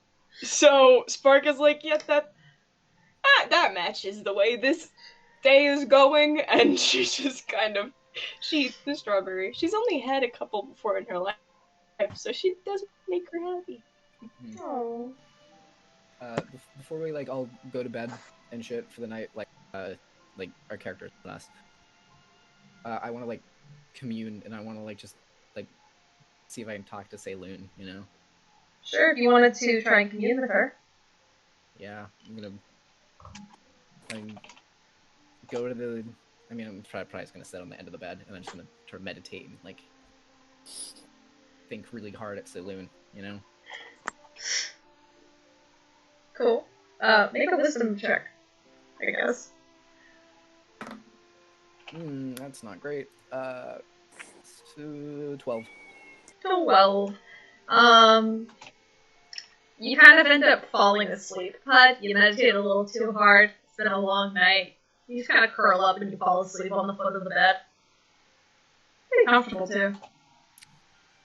But as the bed's probably so gross down there now because it's covered in strawberry stuff.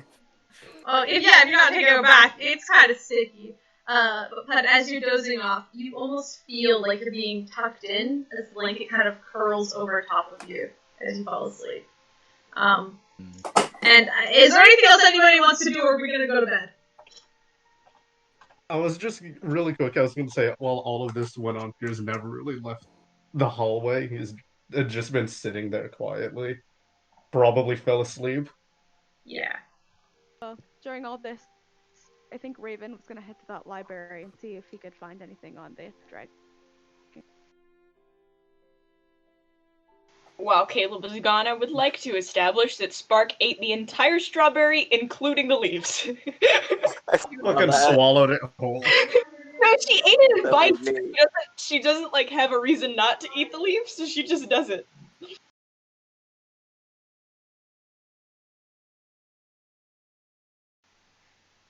Where you guys go to sleep, Okay, Tanar'ri? so I'm waiting outside Spark's room. Yeah. So I guess she'll probably run into him in the hall when she finally leaves Hilda's and just kind of... Can I help you? Do you mind if I share your room tonight? I don't really have anywhere else. Right. Yeah, go ahead. Not really sure if there's a lot of space in the bed, but we can try. Yeah, sure. I don't know what size is the bed. Large. It's like a king size. Oh, okay. Yeah, sure. You can crash. That's fine. The floor seems comfy enough anyways. It's a bounce house. So... Exactly! It's a bouncy house. I mentioned that the bed is the same material as the floors. To be fair, that's a good point. Okay, yeah, sure. Floor, bed, whatever you want. I'm just kind You guys probably grab like a spare blanket from like one of like the closet area, like one of like the closets. You know how like in hotel rooms they have like spare blankets and pillows.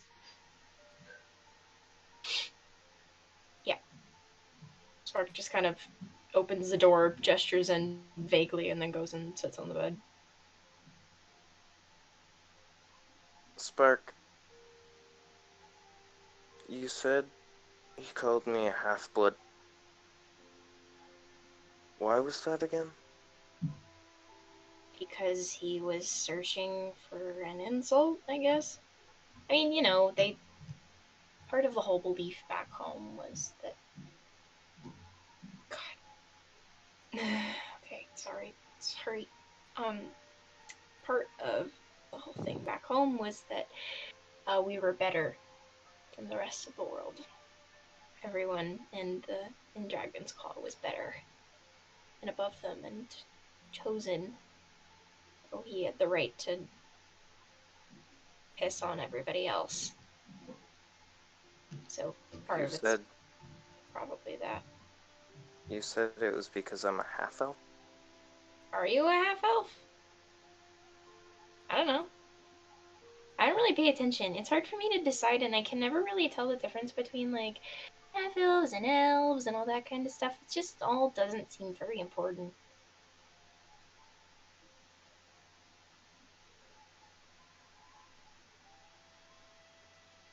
I don't know. You don't know? You don't know if you're a half-elf? All I know is I thought I was an elf for a long time, and then I found out that's not true. And when he said that, I didn't understand why.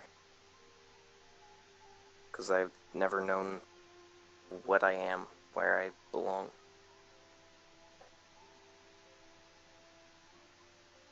I was always a little more perceptive than I was.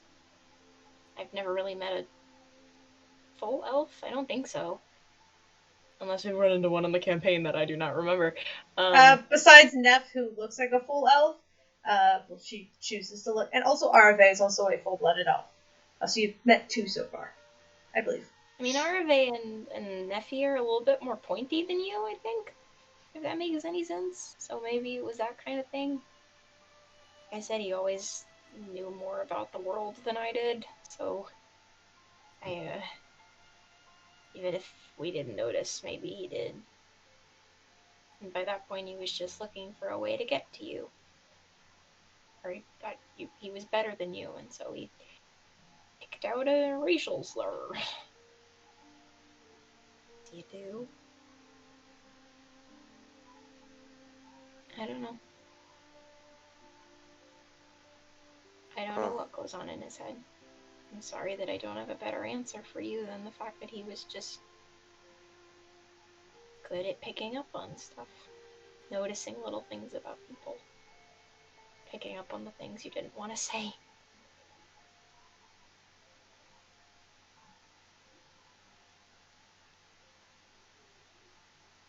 Well, good night. And Sorry. I'm going to roll that classic stealth check, Kaleb. Nice. Aye, aye, Captain. I'm the GM. Jesus Christ. Yep. 12. What's your passive perception, Spark? Teen. Yeah, you notice him. What are you doing? I am trying to, as quietly as I can, just, bawl my eyes out, basically. You notice. That's up to you if you want to say anything, Spark. It's hard to hide it because his tears bounce off the floor, just like The pitter-patter noise. Spark is... Spark, you were also recently crying, so you hear Spark this... is also about to break down again, so, she was just going to kind of trust Tanar'ri to not talk about it. So... Spark just kind of sighs, looks in her bag, takes out one of the 6-pack, and just rolls it in his direction. And then lays down and has her own mental breakdown. And then just kind of tries to purr herself to sleep, I'd imagine. Sorry. It's just because it bounces across the floor. No, she's making sure not to let it bounce. She's, putting it down and just gently tapping it. Deliberately. It kind of rolls a little bit. It doesn't bounce. It rolls, and hits his shoulder or something if he's still laying on the floor. Yeah. Alright. Tanar'ri accepts it and just drinks it in sadness, facing away from Spark. She's also facing the wall, curled up in the bed, so it's fine. We're just gonna pretend that it's kind of the mutual agreement that they're both completely breaking down and not going to talk about it. You know, when you and your friend just break down in a room together. Sometimes you just gotta be like that. It just be like that sometimes. It's totally fine. But yep. The first time we made this classic stealth check, you rolled super fucking good. So I think I think I got an 18. You rolled low. It was like a 22 or something. It was a 28 total. I think it was, yeah. It was really good. Yeah, I'm pretty sure it was 27 or 28 total. Yeah, 27, 28 total. It was really fucking good. Yeah, no, it's like a 12. It's like, okay, well, yeah. Alright.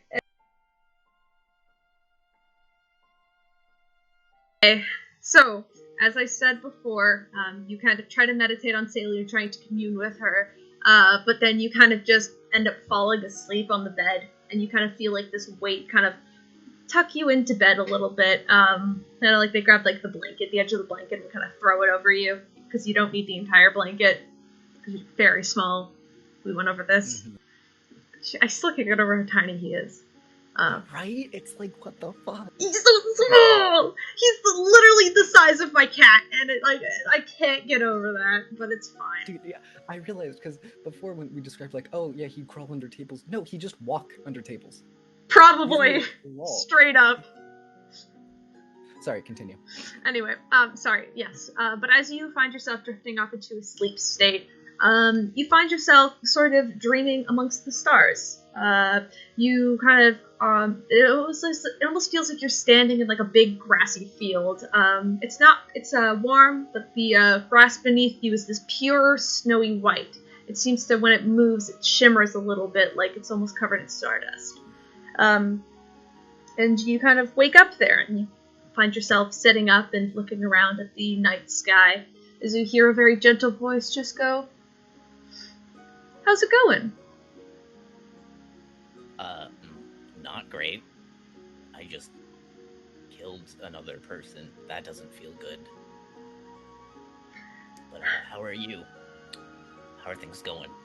Well, they're going as good as they can be.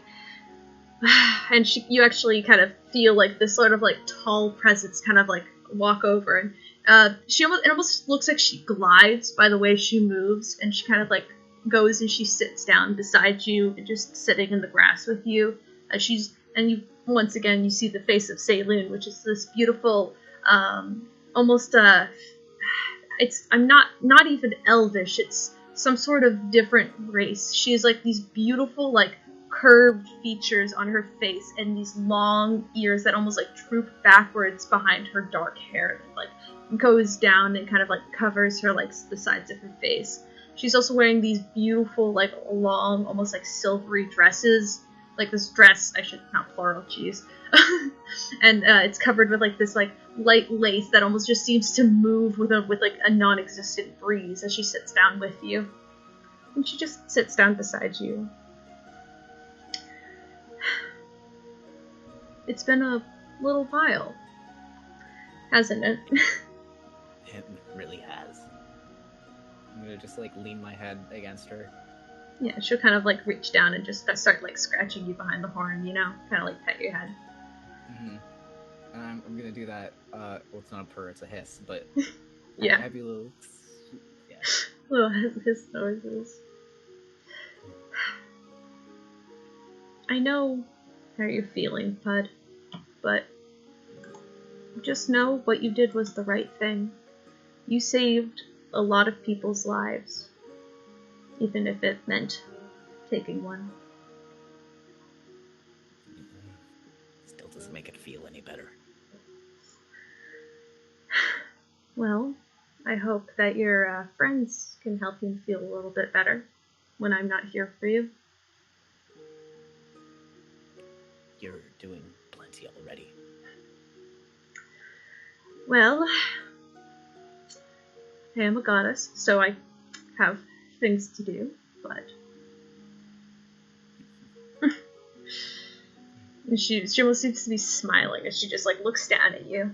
She just kind of says, "I'm proud of you, Puud. You're going to do so many good things." Thank you. When will... I know it's a weird question, but when will we talk again? Sooner than you might think. Am I gonna die? No, Puud. I can guarantee you're not going to die. Well, Right. I mean, eventually you will, but you know, you've got some time. Okay, but what if, to spite you, I just woke up and then just ended my own life? Please don't, Puud. I don't think me or your friends would like that.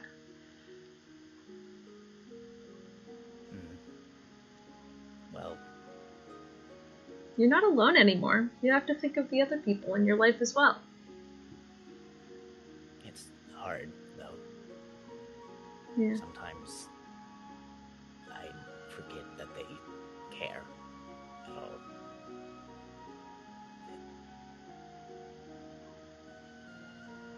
Well, Actually, it's really difficult. Well, I believe that's something you're gonna have to learn how to see yourself. I can only say so much to you, but I can almost guarantee you that they love you just as much as you love them. I certainly hope so. And don't worry about all that. I know it's not your job to fix me. Your job is to help me on the path to fixing myself. I mean, I wish you could. I wish you could just, like, snap your fingers and I would be good, perfect again. At least how I was before, you know, the memory plane incident. Yeah. I'm sorry. Don't be. That was my own fault. I guess it was both of our faults then, but even as a ethereal being, I guess we all make mistakes, don't we? I mean, it's part of being, well, I guess, well, the term is being human, but neither of us are human. No, we're not. Yeah, well, it's part of being Alive. Would you consider yourself alive right now? Well, that's a very difficult question you've given me. I am definitely not dead, but I'm also not alive. I'll have to think about that one. So, just answer this, alright, yes or no. Could you die and leave me?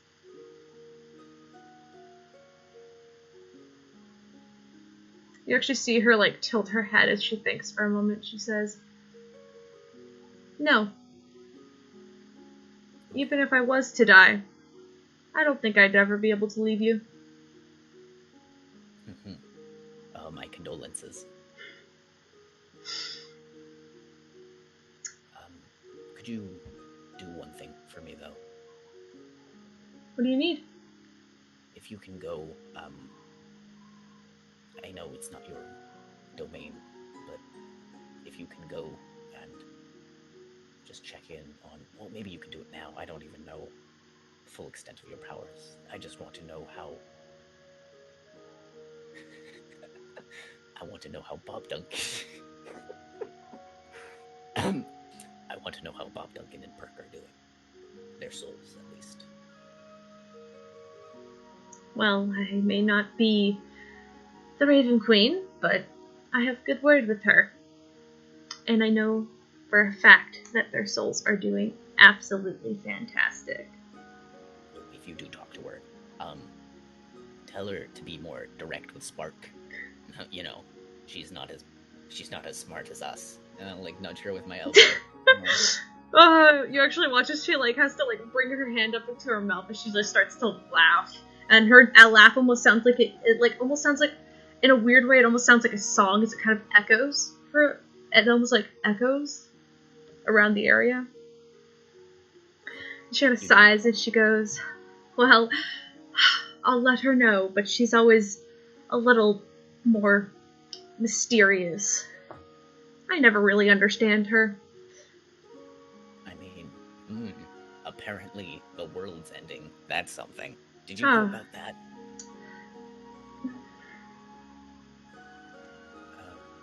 I heard about rumors, but that's a difficult question, Puud.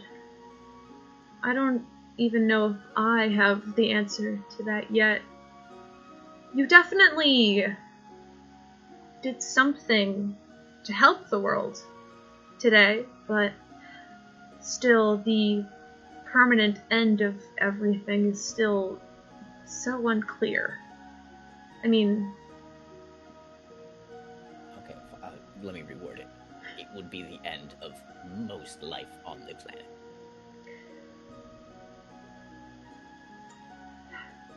Well, either way, if I do end up dying in that horrible world-ending catastrophe, it was a pleasure to be a cleric for you. But don't even bother saying goodbye. You know when you die, your soul's always going to be with me. But where do those go? I'm kind of curious about And that. You actually watch as she, like, raises her hand up and she gestures to the sky full of stars. Every single one of them. And you'll be one of them too. And then we can talk every night. Oh, 100%. Yes. Also, is this like your place? Can you? This is my plane. I mean, we are in the memory plane, or I guess in a way we're in the brain box. So where's your house? I don't like.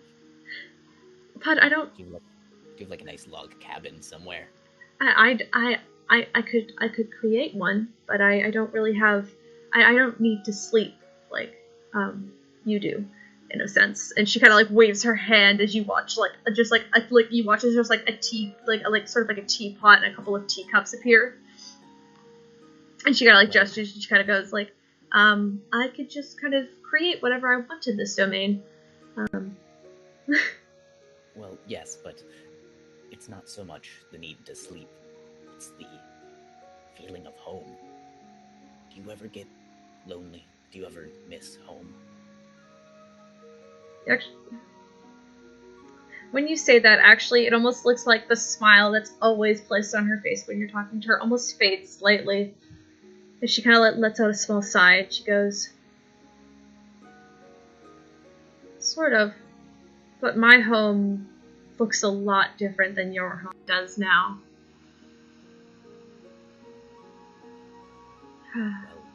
Well, the appearance of home does not matter. It doesn't even need to be a place. It could be people, if need be. I would be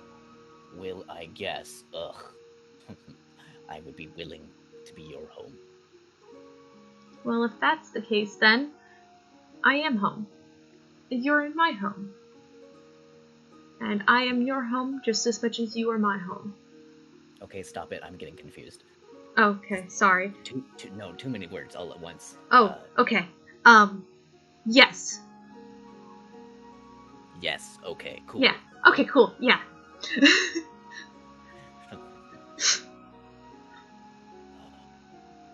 Also, my companions are being all weird and dumb about it, but you like Bubs, right? Oh, Bubs is so cool! And you know you have 112 teeth for Peapod is so big now. It's so fucking cool. It's so cool. Okay, just maybe don't tell the Raven Queen though, because she's not super into stuff like this, but like, she doesn't need to know. I mean, she doesn't need to know. It's fine. Between us, she's kind of a party pooper. But... Oh, totally. She's so dramatic. But yeah. Shh, don't tell her I said that though. She kind of gives you like a little wink. Pud's gonna like lie back, so he's like fully just like lying in the grass. He's gonna like look up and be like, I wonder what it feels like to be up there, you know? Like he reaches his hand up and he's like, I would like, before this dream ends, I would like one thing, please. What can I do for you? I know, you know, the sky, your sky and the moon, your domain, it's very nice, but could you bring down Wizard Star? I would like to see my friends' faces again. She kind of smiles, and she waves her hand as you watch. It almost looks like you know, like the stars almost begin to fall like comets, and they begin to move and turn at like the wave of her hand as she holds out her palm, and a star just slowly sinks down into her palm as she kind of sort of holds it there, and she kind of like almost like covers her palms in it before waving her hand out, and before you is standing Peck and Bob Duncan. And the two of them, they don't look physical like they did last time you saw them, but they kind of like look very astral, they almost look transparent in a way, and there's like a sort of like a almost like they almost seem to be like covered in this strange stardust that seems to cover the grass that you lay on. So they kind of smile to you, and I did not think of character voices for either of them.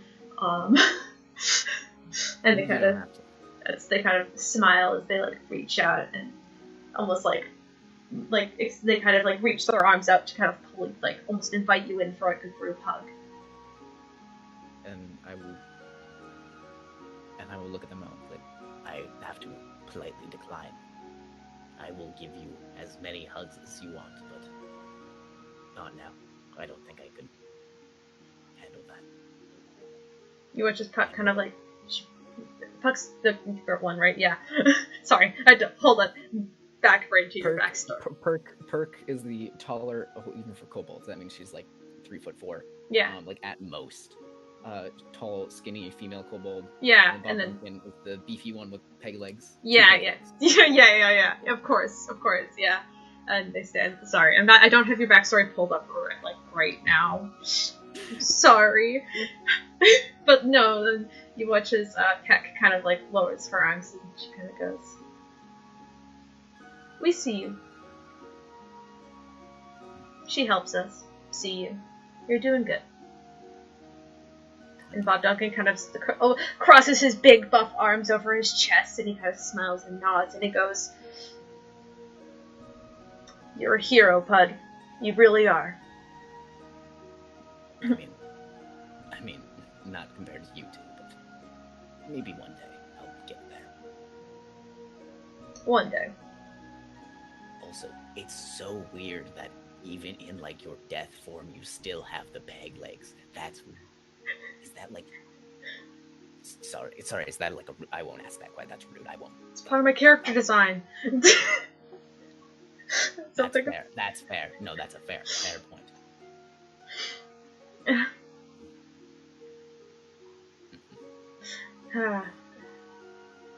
And I think with that, you spend some time just communicating with your old friends and Saloon, and together you guys have a pretty peaceful...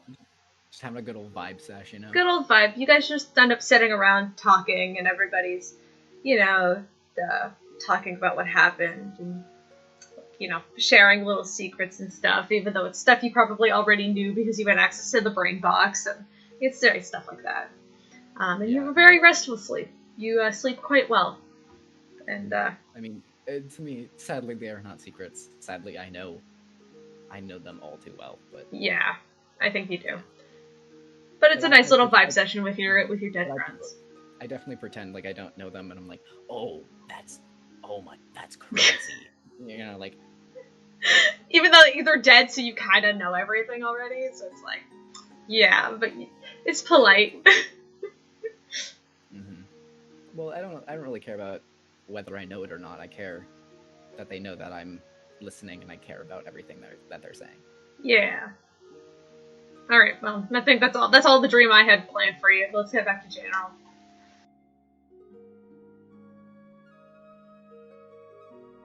After a long day of slowly crying yourself to sleep while Tanar'ri is curled up on the floor beside you, also doing the exact same thing, you find yourself drifting off into sleep. When you find yourself back in, you find yourself kind of sitting on like a strange stonish cliff. You're sitting on like a stonish cliff. There is a large, almost like weeping willow tree that seems to be almost seems to be like growing out of the side of the cliffside, just to sort of cover you as you are just sitting up against it. The world itself seems to be very desaturated. Yep. It seems to be very desaturated, but you can see the colors of like the green and the moss. And you can hear like the quiet breeze kind of brush past your fur as it's very peaceful. And you kind of are sitting there for a moment in silence, just taking in the view as you look over the cliffside. Or I guess you're kind of like under the cliff, like there's like a cliff, and then you're also like on a ledge, so you're like looking out over like what you could see. It almost looks like you're on the side of a mountain, and you're looking down over like the forest below, and you're not cold. Like you would normally be very cold being up at this altitude, but you are very like covered in warm as you're just like looking down over it, and you could see the ocean in the distance. And as you were just sitting there quietly, you almost feel like the warmth, you feel like the presence beside you as you hear her words, and beside you, just standing next to you now, instead of looking down at you on the throne, she's just standing beside you, as she just is also looking out over the sort of landscape in front of you. She kind of sighs and you hear, Today hasn't been a very good day, has it? No. Guess I probably should have expected a little visit, huh? Not a good day. Well, I had a feeling that you might want some answers. Yeah. Yeah, boy, I have a lot of questions, and I don't even have the words to ask half of them. You almost like hear her kind of like almost let out like the softest chuckle as she kind of like you actually turn and like her pale head comes out of like her dark cloak as she kind of like does like a gesture and kind of like getting you to look behind you as there seems to be just like a small sort of like wooden tea table set up with like two sort of cushions sat down as she goes and she takes a seat on one of the cushions. And on the small like wooden table seems to be this almost like very extravagant looking teapot and two cups on the table. She says, "Well, I'm here to listen. I'm always listening. I'm always listening to you, Spark." Well, I guess that's my first question, but I'm gonna go sit down first. Yeah, you could. It's like a foot, so you could just like kind of scoot over and sit with her. She pours you a cup of tea. It's kind of weird when you kind of go to drink it as you're dreaming, so you can't. You know when you're in your sleep and you try to eat something, it's kind of like you kind of like feel like the warmth of it against your face, but then when you kind of try to drink it, there's like no flavor, and it kind of just feels like it disappears. So it's like a little strip, and then as the Very Queen kind of realizes what has happened, she kind of goes, "Oh, I should have thought that through a little bit more. Oh, sorry." It's okay. It's okay. It's kind of dwarfed by everything else in this day. I'm not gonna be heartbroken over not being able to drink a little tea. I've had enough tea for the day. Fair enough.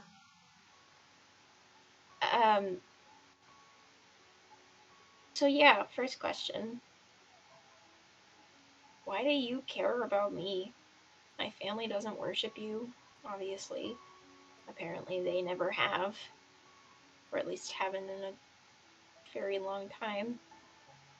And I didn't really believe properly until...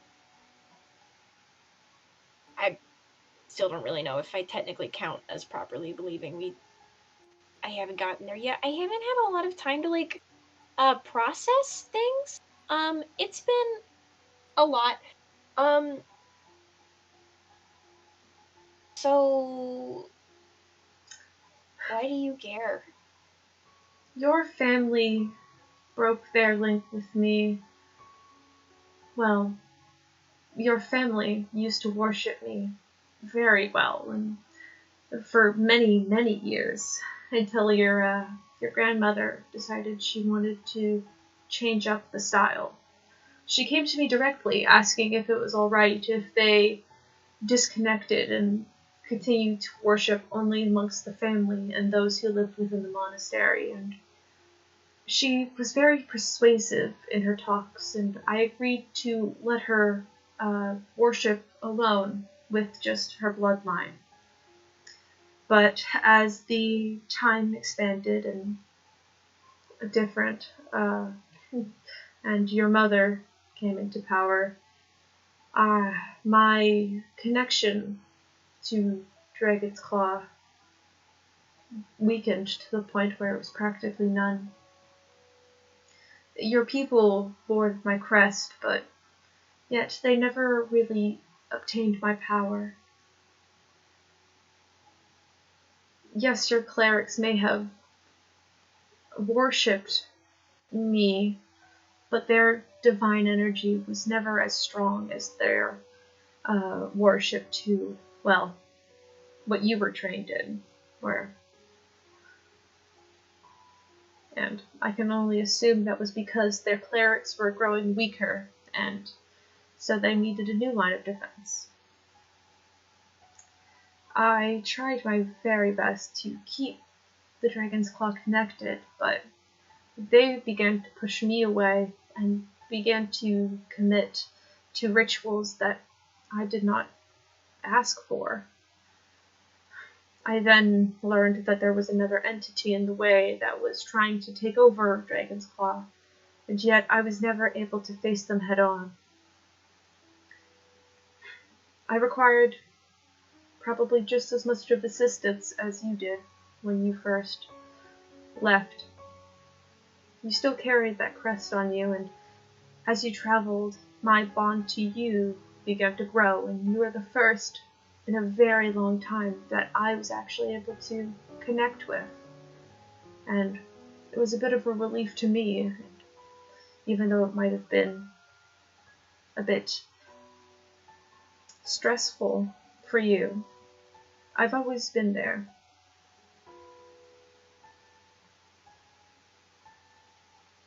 A bit stressful? Yeah, I can agree with that. You were never, I guess.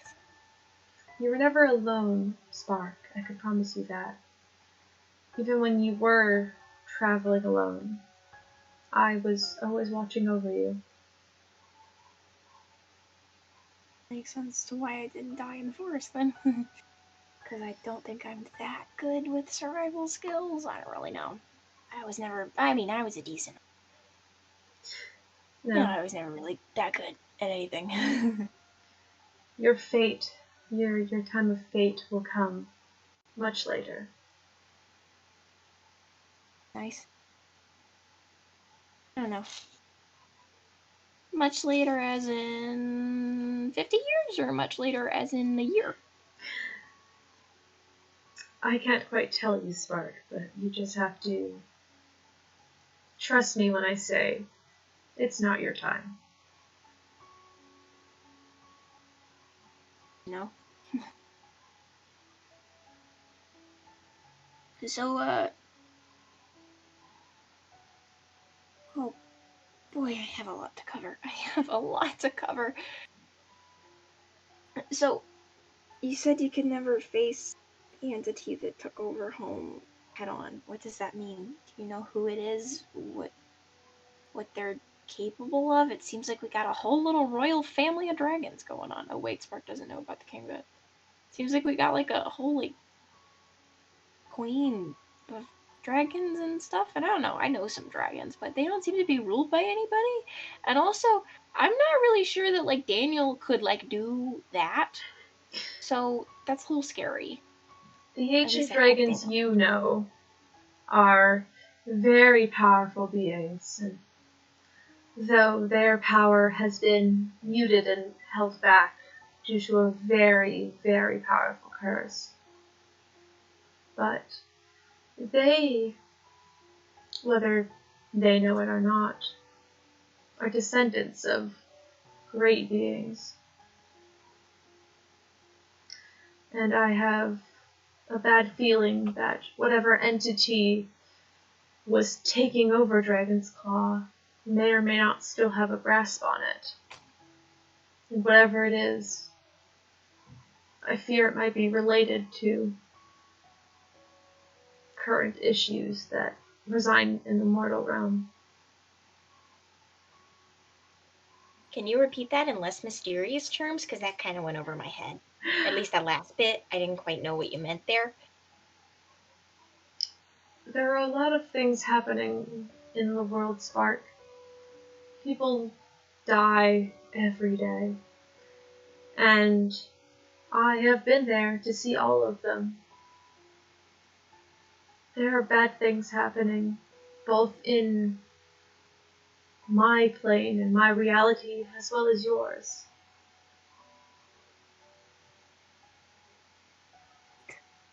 Okay, are things going too badly wherever you hang out? They're not going. They are. How's the family? The kids? Well, it's difficult to say the least, but it's nothing out of the ordinary, I guess you could say. Good to know. I wouldn't worry much about me. Well, yeah, it seems a little bit weird to worry about a god. I think you've kind of got that under control. At least the stuff that I can't really, like, go up against anyway, so not much of a point in worrying. But I guess that's just kind of what I do best. But You have your own tasks you need to accomplish first. oh, God knows. You got a lot on our plate. Oh, boy. You do. You have quite a lot. But take it at a pace. And you'll be able to help everybody, I believe. Yeah, speaking of, helping everybody, helping people, I, a little, torn on a decision. Figured I'd kind of want your, input on it, because it's kind of a decision that I need to make. I mean, not super soon, but relatively soon. Do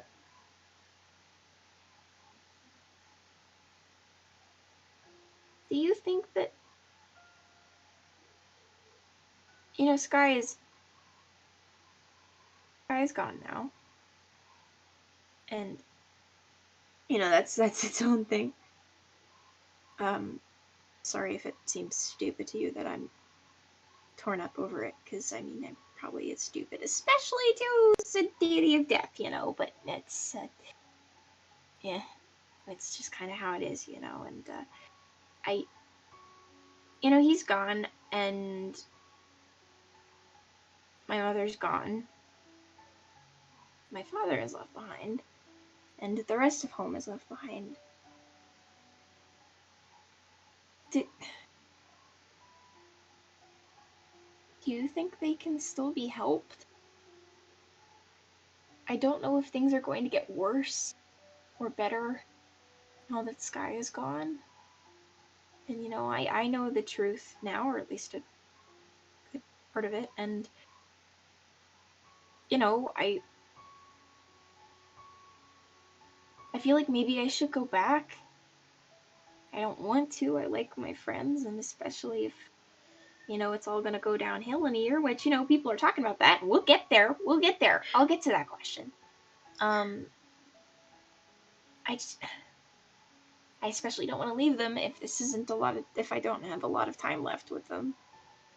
But, you know, I care about them a lot. But also, if my family, if I could help them, I want to go back to them. And I want to help them, and maybe I can get them away from whatever these weird dragon people are. And even if it's only for a little while, I might be able to find my friends again after. But I really don't like super want to. Especially considering Hilda just gave me this really cool present. I don't really want to, like, run off with the present and be like, oh, no, that was really sweet of you, but I'm just gonna take your stuff and run now. But also, like, I realize that if I go, I might get hurt. Like, they might hurt me, because, you know, when I left, they were like, oh, if you come back, we're gonna kill you because you're an outsider, and I was like, well, I couldn't do anything, because I was magicked, but anyway, you know that. Yeah, that's not really a question. I don't know what to do, and if you have an opinion or advice, or if you got some cool fate stuff that could tell me if I'm gonna, like, or just eat it if I make the decision to go back, well, then I would like to hear that, but I'm gonna... I cannot change fate as is, but from what I can see, I believe your party will do intense good, but I'd like to see you there with them. I wouldn't worry too much about Dragon's Claw. As much of a mess as it is, I am personally trying my best to influence it for the right. And with Sky, you actually watch just, like, her eyes, like, drift from, like you, as she looks down at the cup and then over at the landscape. He's in a good place now.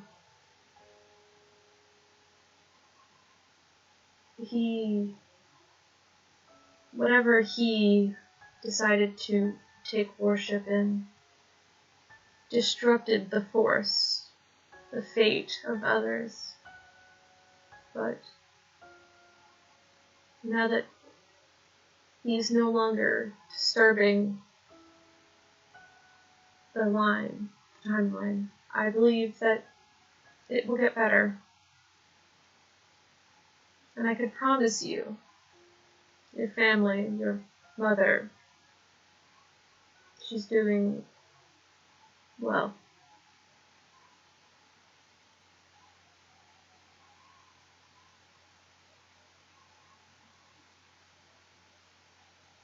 Good. I don't feel super great about what I did. Not what I did, what we didn't do. Don't feel super hot about that. Not great. Doesn't sit right with me. But you know what? That is what liquor is for. And just pretending that you're literally anywhere else. That's what I did my whole life. I can go back to it. I'm very good at it. I have been neglecting my daydreaming. There was a whole plot going on. I feel like I could pick up a really cool story. Spark, don't rely so hard on substances. You should try and see clearly what's in front of you, even if it hurts. The reality of the world is painful, and as painful as it is, it's important. I may not be able to do a lot in the changing of fate, but I can at least give you closure.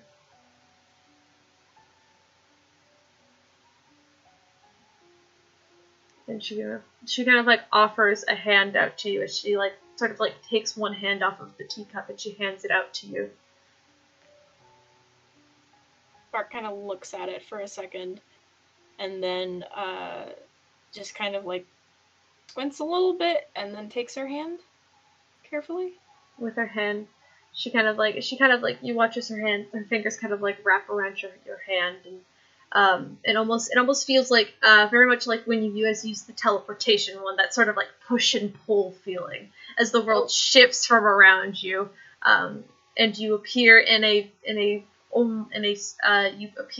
white space. And now, as she kind of like lets go of you, her form kind of expands and grows until she's much taller than you. And she says, "I can let you say goodbye." Oh. If that's what you want. Yeah, I think I would like that.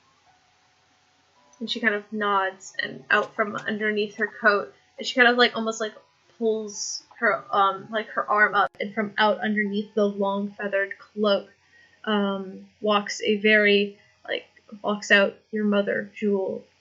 As she just kind of like walks out of the Raven Queen's cloak and looks directly at you. Her eyes look much paler than they did last time you saw her. Her fur is a little bit more matted. And you could see these like, it almost looks like crystal almost like crystals that have begun to kind of like grow out just like almost like around her jaw area a little bit. Almost like little like obsidian crystals. They don't seem to be obscuring her ability to, move her head or anything, but they just kind of like decorate her jawline just a little bit, peeking out from underneath her fur as she sees you, and just the smallest smile pulls up on her face. Hi, Mom. And she kind of almost like she kind of like takes one step forward as she smiles. She goes, "Hello, Spark." Spark just fucking charges at her to hug her. Jewel kind of like takes your head in like your head in her hands, and she holds your head against like her shoulder as she like motherly hugs you, like one arm wrapped around your waist and one against your head as she just holds you there. so sorry. I should be the one I'm sorry. apologizing. I was the one. Maybe I was the one who sent you away. I wasn't the daughter that you wanted. No, Spark. But I was blinded by my own greed.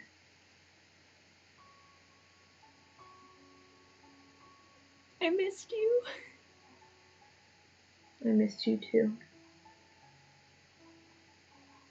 Every day. And I'm sorry I wasn't there when Sky did that. I'm sorry that he did it. You don't need to apologize for him. I couldn't have seen his actions coming either.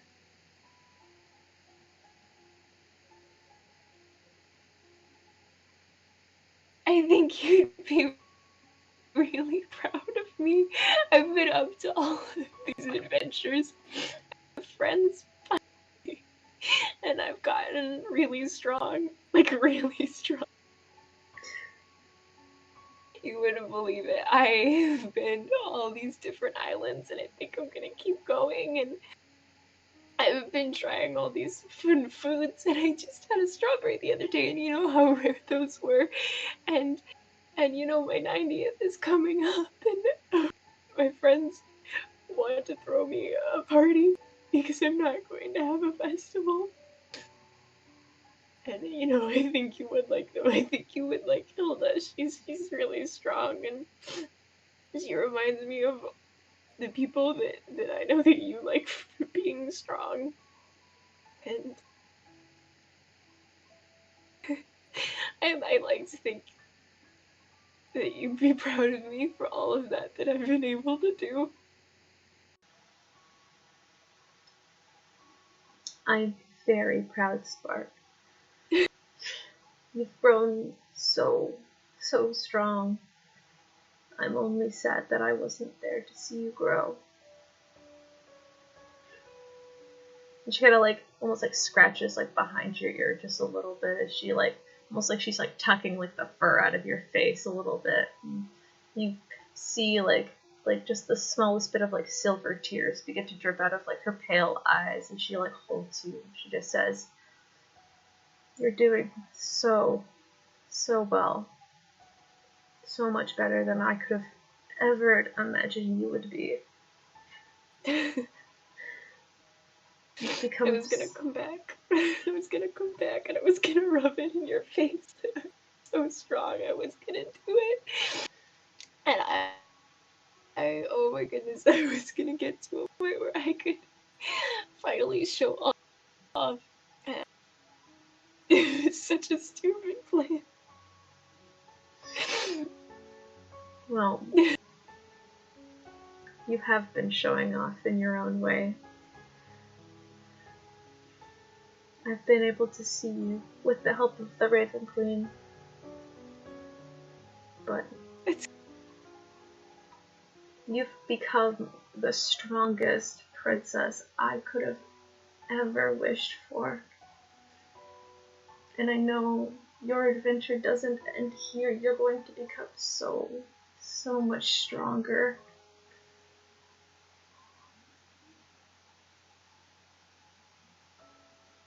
She kind of like has you, and she kind of like almost like runs her thumb over your cheek, trying to like push the tears away from you. And she just kind of whispers. She says, "I always loved you, Spark.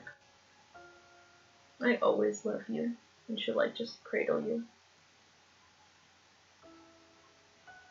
I miss you. I'm sorry.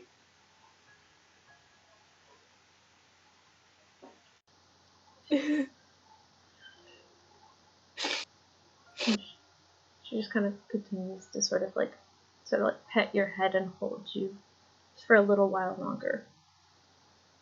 And after a few minutes, the Raven Queen kind of raises her cloak again, and Jewel has to kind of let go of you, and she kind of holds onto your hands, and she sort of reaches out and like kind of like grabs your hand, And she kind of says, "You're going to do so well, and I am so proud of you," she says as she just kind of like lets go of your hands and turns around. She begins to walk back towards the Raven Queen. Like, well, Mom. She kind of looks back with you with one sort of soft smile before she disappears underneath the black cloak of the Raven Queen. And the Raven Queen Thank you. kind of sort of shrinks back down to her normal form, which is still a little taller than you, but she kind of stands there. She says, "I had a feeling that might help you." Yeah. It's good to know that she's proud of me.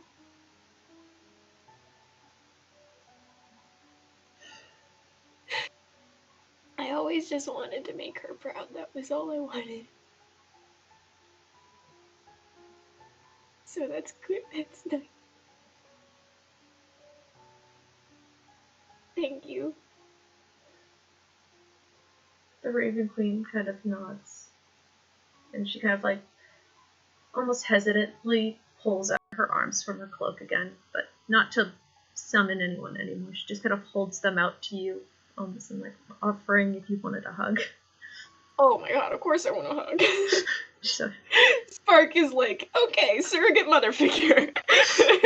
so the Raven Queen would just wrap her arms around you, kind of holding you in this like warm embrace as like the black cloak falls around you, and the white sort of area that you guys were put in this dream space kind of fades out, and you kind of find yourself in a very dreamless sleep, but it's peaceful. And as you were sleeping, small tears were falling out of your eyes. If not, you were crying before, you're crying again. But well, there's a lot of that for Spark. oh yeah, as you know, the Raven Queen wraps her arms around you, and you kind of fall asleep just in her arms as you fall into like a dark, dreamless night. But